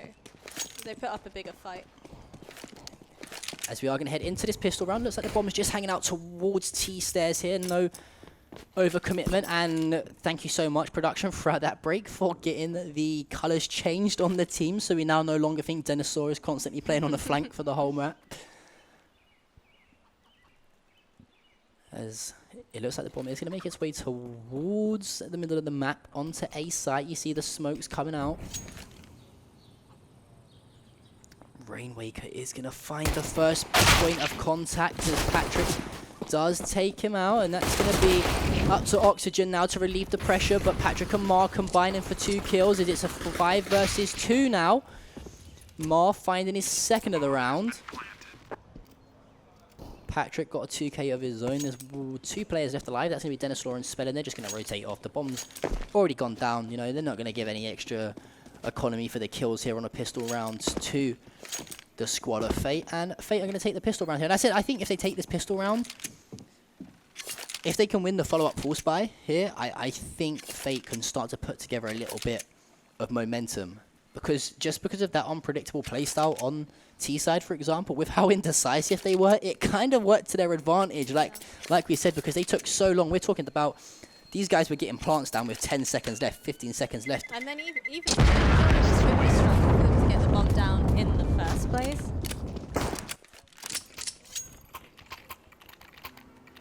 It looks like we are going to see that full spy here come through from Fate. It's going to probably be an AK in the hands of Patrick, the Galil in the hands of Han, and it looks like it's going to be 3 MAC-10s. Big send it, rush B. Oh, it's actually Patrick's No actually going to pick up a MAC-10 as well. This is going to be a very aggressive push here towards one bomb site, and please tell me they're going to send all the players towards A and the bomb goes up banana to B once this player rotates. I think that's what they're going to do, and a very big brain play if it happens. There's 4 Deagles on the side of Skade with the scout in the hands of Spellen. You see plenty of utility coming in as well, John. So as soon as they flash out onto that bomb site, it's just a matter of spray and pray. Well, again, you know, I've been quite impressed with the calling of Nikki. I thought he's always acknowledged the sort of economy that the other team has, but surely they're going to know that Skade expect them to force buy here, and that means they're going to stack 1 bomb site. So that leaves a Fake on the potential for the squad of Fate, but again, they took a little bit too long, I think, to try and do this, but luckily for them, they have got 2 players pushed up here towards Archers and Library. Spellen's holding it with the scout, shoots just too early, however, does tag Patrick up. Oh, look at that as well. Both players are going to get legged, but Duplicate's there on hand to trade the kills out. However, luckily for Spellen, Duplicate does clean it up, and we asked it, can he step up when he needs to? He finds 2 important kills there with the Desert Eagle. He The saw bomb. the bomb be thrown over, didn't The he? bomb is going to be on B, however, Mar. Can Denislaw find the kill on the swing? He doesn't, as Mar finds the headshot. Does get taken down by Oxygen, however. It's a 3v2 retake here. Blocker does find Oxygen. 2 versus 2. The MAC-10 and the Gilil versus the MAC-10 and the Deagle here for Rainwaker and Duplicate versus Han and Blocker. The smoke is going to come down. Blocker has got a Molotov to work with here, though, Jazz. The smoke is down already, John. Oh. Rainwaker does find the kills. I think he might have got this in time. I'm not too sure if he's picked it up in time. The reaction says that he has, and he has just that. Some fantastic shots out of Rainwaker. That molly should have come out sooner, John. I know the smoke cleared as soon as we mentioned it. As soon as you mentioned the molly, Yeah. it literally cleared, and you know, we're talking that split second of that smoke clearing. You know, even if a touch of that smoke is still available, it will instantly put out that Molotov, and Rainwaker going huge there on a pistol round, or should it be a Deagle round rather, should I say, for Skade. And another force buy coming through here for Fate with the Gilil, the AK, the 2 MAC-10s and the Deagle in the hands of Han as well. The Molotov looked like it's going to go up towards Banana, but the smokes have already come out. That's going to counteract that usage. However, the nade looks like it's going to be popped over that wall towards the deeper side of Banana. Patrick shifting up. He's not going to take any damage, but there is a flash that comes slightly close as Patrick, is he going to find the swing? I don't know if he's actually been spotted close there. He elects to try and find a jump shot with that MAC-10. The Molotov's going to come into play, forcing those players back onto B site, and already you can see the charge up Banana there for the squad of Fate. They want to get aggressive. The rotation has come into play. However, is this played in the back of Skade's mind? They know every time that they've got aggressive, the bomb has been faked towards a different site. That's why 2 players are still staying at the A bomb site, Jazz. You see the impatience there from the CTs just as they're about to rotate back towards that A bomb site. Denny's Law picking up a kill onto Patrick. Spell and follow shortly after. Oh my goodness. Duplicate pushes through the smoke. He has absolutely no idea that Han is up on here. Han managing to pick up a kill onto Spellen, but unfortunately gets taken down by Duplicate. I'm not going to lie, if I was a player for Skade, I'd be fearing for my life every time he won a round, because the screams are a little bit scary, if I must say so myself. But 9 rounds apiece here as, You know, the overtime looked like it could potentially be happening every single time. It looks like one player or one team's going to make the play to pull themselves away from the other. The other team comes storming back and take a couple rounds on the bounce to level things up. It's going to be Dennis Law with this M4 heading over towards second mid. And I'm not too sure if he's heard. He must have heard the steps. He saw and heard the steps here. He is going to find the first frag. Can he find the second? Oh, look at that aggression coming in from his teammates towards that banana area. They've got the info. These teams have absolutely no idea they're being closed in on. One player jumps up into Boiler, does get tagged heavily through the wall. The bomb goes down. Blocker drops as well. That's going to be Rainwaker, and it's going to be a very fast end to that eco round from Fate there as Skade shutting down every single question asked, and only one player dropped as well, so you know you haven't got to really burn too much economy. And there we have it. The okay, utility damage duplicate. Look at Patrick's utility damage for the squad of Fate though. 300. Fate have been doing 54. a fantastic job of making great use of their utility. We saw this previously as well in the other maps that they played. And, you know, even though Duplicate isn't putting up that much of a good fight, he's still helping his teammate with all of this util usage and inflicting as much damage as possible.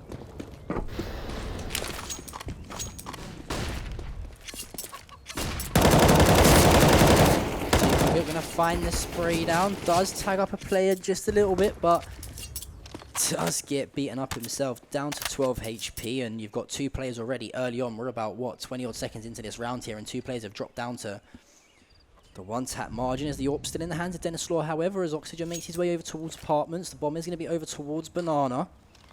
Great to note, though, here that the team of Fate, they don't actually have any... They have one molly to work with here. No nades, so they can't really inflict more damage to the likes of Spellin and Duplicate, who are both incredibly lit right now. However, Spellin playing very cautiously here. I think he's going to spray through this smoke any second now. Re-smokes it himself.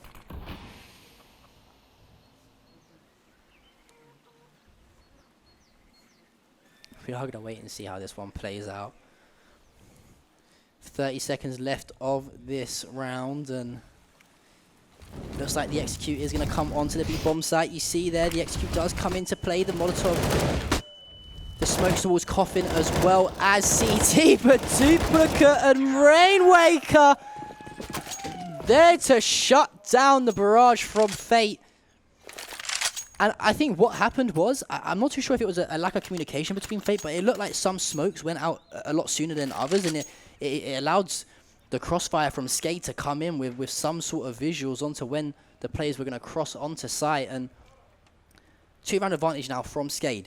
They are going to know that Fate are either going to be force buying this round to try and win it, or they're going to be ecoing with Deagles, for example, going into the next round. And that looks like it's exactly what they're going to do. This right here could be the turning point in the game. Yeah. I said if it gets to this stage where, you know, you've got a 2 or 3 round margin, for example, a team's forced to eco, you pick up that round, and then you pick up the following round where either a force buy or a full buy comes in, you're probably setting yourself up to win the map. Yeah, we see the pause coming in from the IGL, Nikki over there. They've got to full send it here, John, surely. You see plenty of utility on the side of the CTs. AWP in hand. Dennis Law means business this map, John. He is not messing about. Yeah, and again, I've been very impressed with him. With the AWP, for example, he's really stepped it up since that first map on Overpass, slowly but surely, as the Deagles all 5 stacked up on the squad of Fate, just 1 smoke to work with as well. On the other side, you've got 3 AKs, the M4, and the AWP in the hand of that man, Dennis Law. We've also got a lot of utility to work with as well.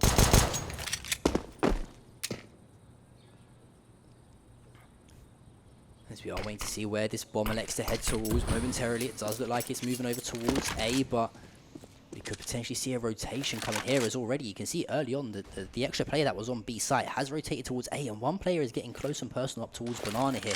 This is going to be on the player over towards Banana, which I think is Spellin to call out this info. He spotted it. There you go. We're going to see the players rotate towards through CT. That's exactly what's happening. But can the squad of Fate play too fast for the rotation of Skade here? It looks like they've elected to slow down a little bit, and that plays straight into Skade's hands. They can now reset themselves up to hold that bomb site, and as I say, that Duplicate finds the first there. That's going to be Nikki, who drops. 4 versus 5 here. no utility to work with. They're pretty much just going to walk into a wall of bullets as Denislaw finds Hahn. Can he find the next two with the collateral as well? You know what? I think Denny heard me trash talking him a little bit and said, "You know what, John P? I'm a better AWP than you think I am." And he's performing very, very well right now. This here, Jazz, this is one of the most important rounds of this map. The I full feel buy. like at this rate, John, every round is the most important But round let's in just, this game. in terms of the way this map is going to be structured, the economy that is going to be coming into play, a very expensive buy here for Fate. They've literally rinsed every single bit of economy that they have onto this utility and onto putting these guns in their hands. Denislaw misses that shot, that initial engagement. I think it was on one of the players crossing towards mid. Blocker is going to try and find a pre-fire, but doesn't tag anyone up, and the bomb is going to be heading towards Banana. Hahn loses that first initial engagement with Denny. I think it was a leg shot that came into play. Patrick is tagged up as well. He's going to drop down to 67 HP. As the bomb still dropped down towards T-Stairs here, but look at the two players towards the top of Banana. I think what's going to happen, if they call out towards this A site, this player who is in Banana is going to push up towards Banana and try and play for a kill on the flank, but he could then run straight into the bomb carrier who is sat towards T-Stairs. What does that do? It opens up the B bomb site. He pushes down Banana, sticks that plant on B, and before you know it, you have Skade scrambling across the map. I mean, he's just going to have to... Oh, that was a beautiful crossfire there. And still, we don't see any sort of rotation coming in from Dennis. He's seen the bomb, he's pointed out to his teammates, and just like that, we see a very quick rotation coming in. Hahn managing to pick up a kill onto Rainwaker. They have to play faster. Fate have to play Yeah, faster. they've only got They have to 30 get out of the seconds site as Denny's there facing with an AWP, but Duplicate's there. Duplicating his kills, you could say, as he finds a 2K there onto Mar. And his teammate Hahn. A very important round here. I think a little bit of loss bonus coming in favor of Fate. They might even elect to potentially force buy here, but if I was them, I'd be saving to try and go in to that next round with as much weaponry as possible. They are going to pick up a few Tech 9s. P250s in their hands as well. A little bit of utility. They're actually going to nade stack something here. They're going to throw all 4 nades probably at the same time to try and find as many kills as possible. You've got a few smokes and a flash to work with as well. Rainwaker going to make his way over towards Pit. This bomb is getting pushed up really aggressively onto A here. I think the team of Skade know that they're going to stack a side here and expect Fate to push onto it as quickly as possible. It wouldn't surprise me if you see these nades hit Rainwalker straight in the face in Pit.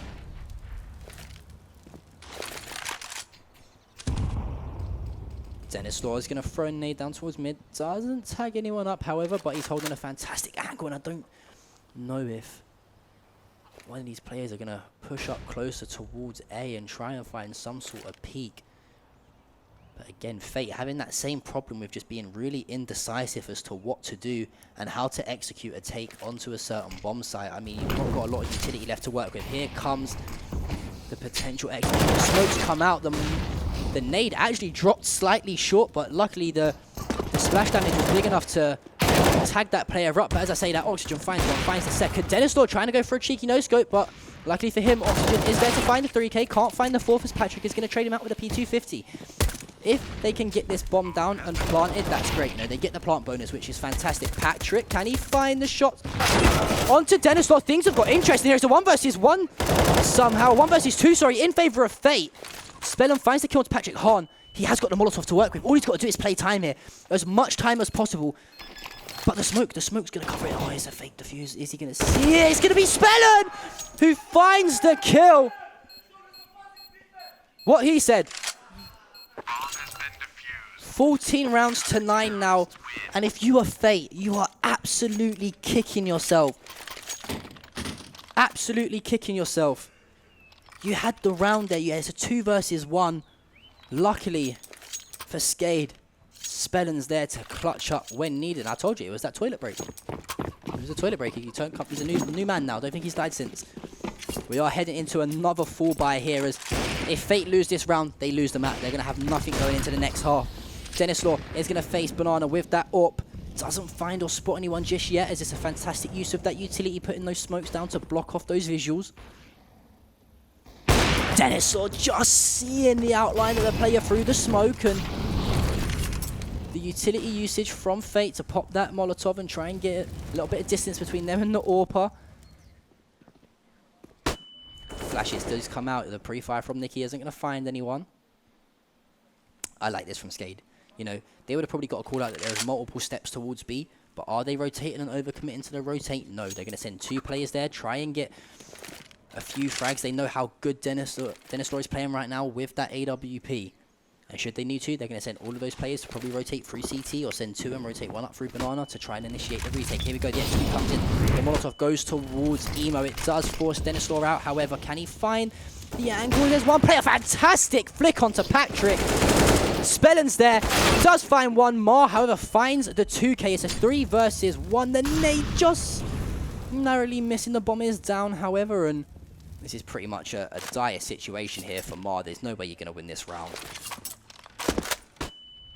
Flash coming over, not going to find anything, and Mar's going to walk straight into Oxygen here, and just like that. Surely you should be aware. You've got to anticipate someone lurking around Boiler Room or in and around mid/second mid.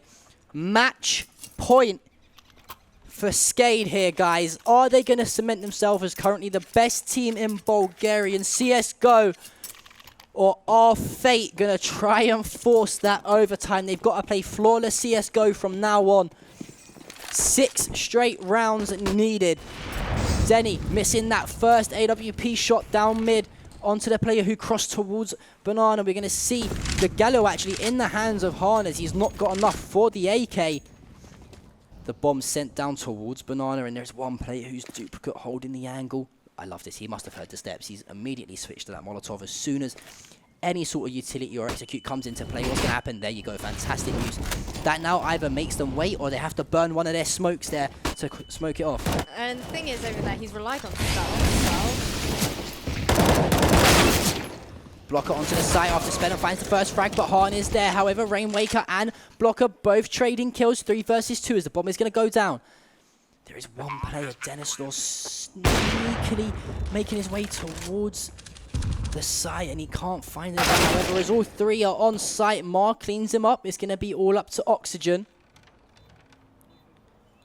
And the good thing here is, you know, there's so much economy on the side of Skade here. You know, they can have 2, 3, maybe even 4 cracks at it here to try and crack the code to pick up this final round. But obviously we do know the full buy is significantly more expensive on the CT side.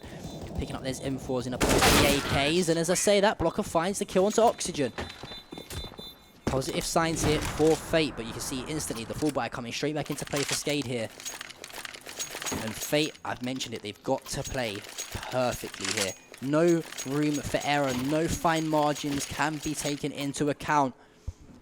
As once again, we're going to have the second match point here for Skade. There's no way Fate are going to win 5 straight rounds now and force an overtime. Surely, if that happens, Skade will be absolutely furious with themselves. Well, the surprising thing here is also that the pause itself is actually being called by Skade.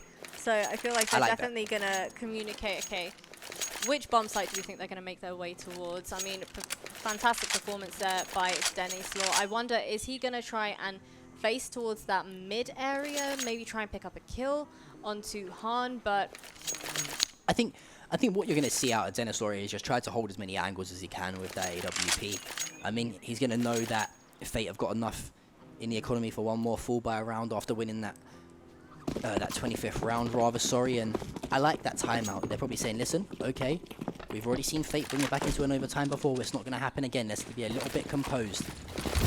There's Rainmaker now going to throw those Molotovs down Banana. Nothing's going to be met with it. However, it's Oxygen tagged down to 8 HP as one more bullet will do the job.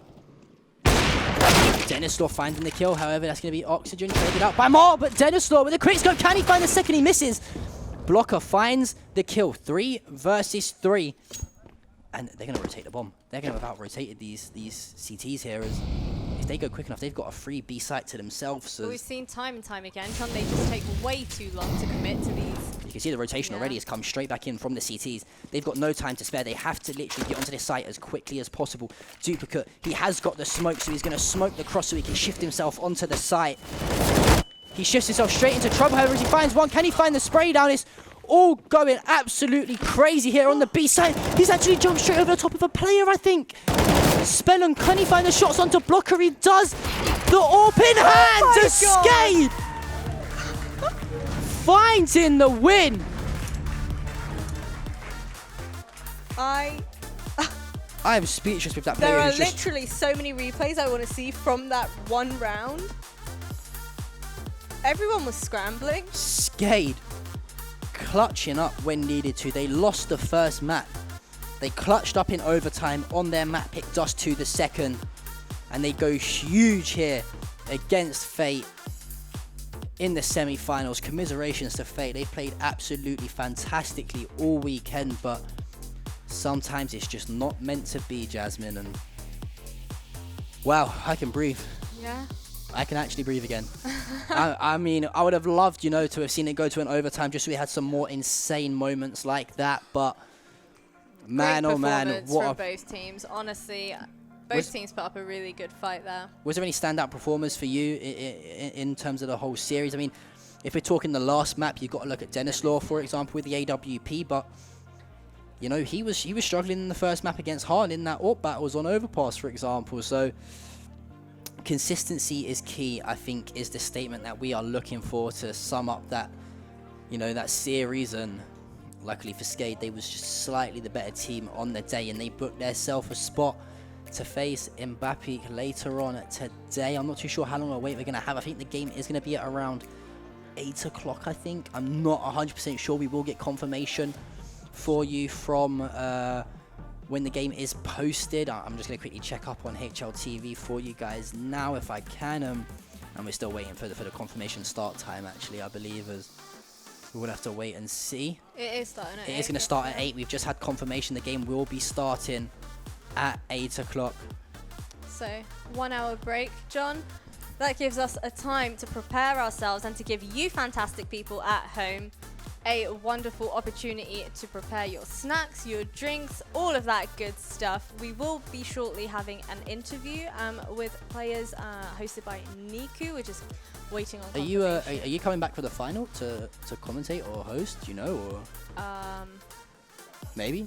Maybe. Okay. Well, if you come back and commentate the finals, then I'll have my snacks prepared for that final. I'm sorry, I had to do it. Why? I had to do it again. Hashtag Jumpy Simp in the chat, please, Twitch. I'm sorry. As yeah, I'm really looking forward to that game. Mbappé, you know, I know your room number at the hotel if you lose. My hair is very special to me. It really is. Please do let us know on social media, in the chat, who you think is going to be winning the matches between Mbappé. All I'm saying is, if I literally called Mbappé to win the tournament after seeing them play once in a best of one, if I do that, every single major CS:GO broadcaster, I'm the best analyst in the game. That's all I'm saying. Emails in my bio. Oh my goodness. plug. Oh my goodness. But we are just waiting for a go ahead to throw it over to the stage with Niku, where I think he is with one of the players from Skade. We are just waiting a little bit longer, but man, it would be great for him to interview both players, because I wanna get some insight into how both of these teams are going to be feeling. What was a turning point during these matches for them? Was there any point in which they thought, you know what, we might actually lose this? I think you know, if you're the side of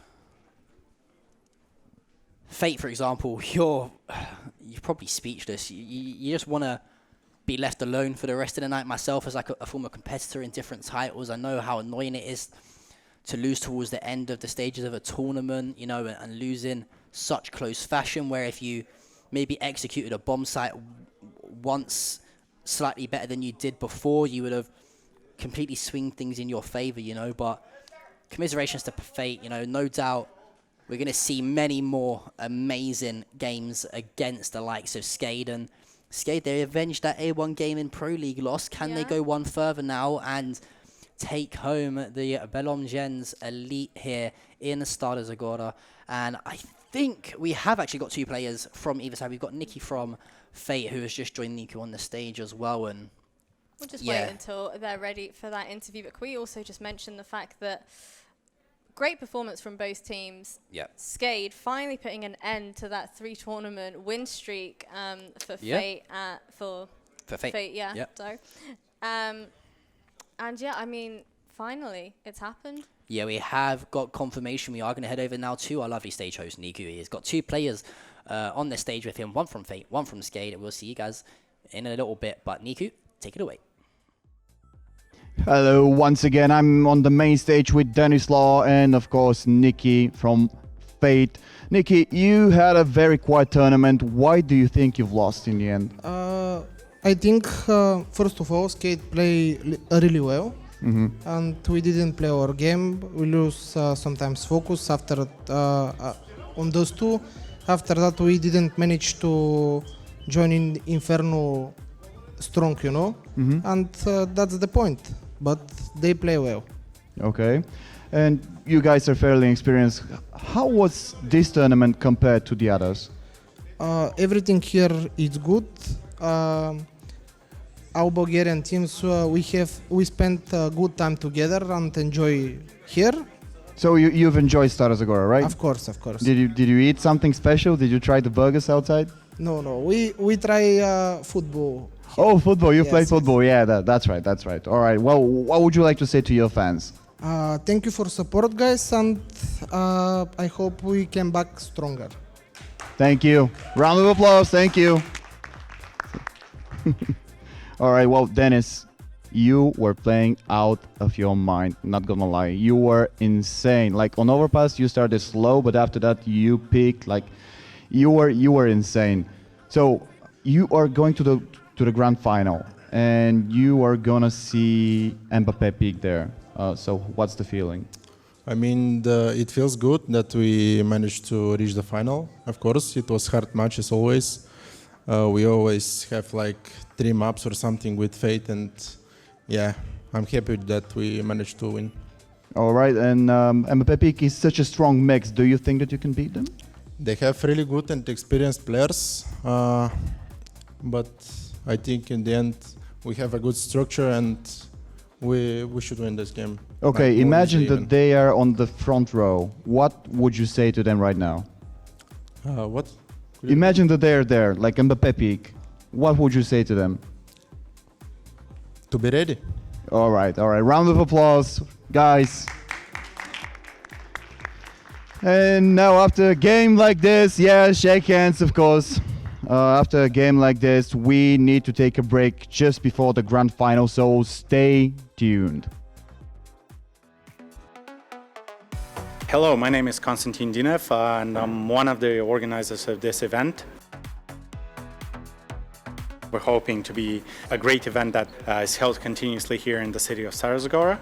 And yeah, my past experience with gaming has been, pretty long-standing. I mean, the first tournament I've ever attended and I actually played in was in 2001, and was in Counter-Strike 1.5. And it was actually held right next door here in this beautiful city.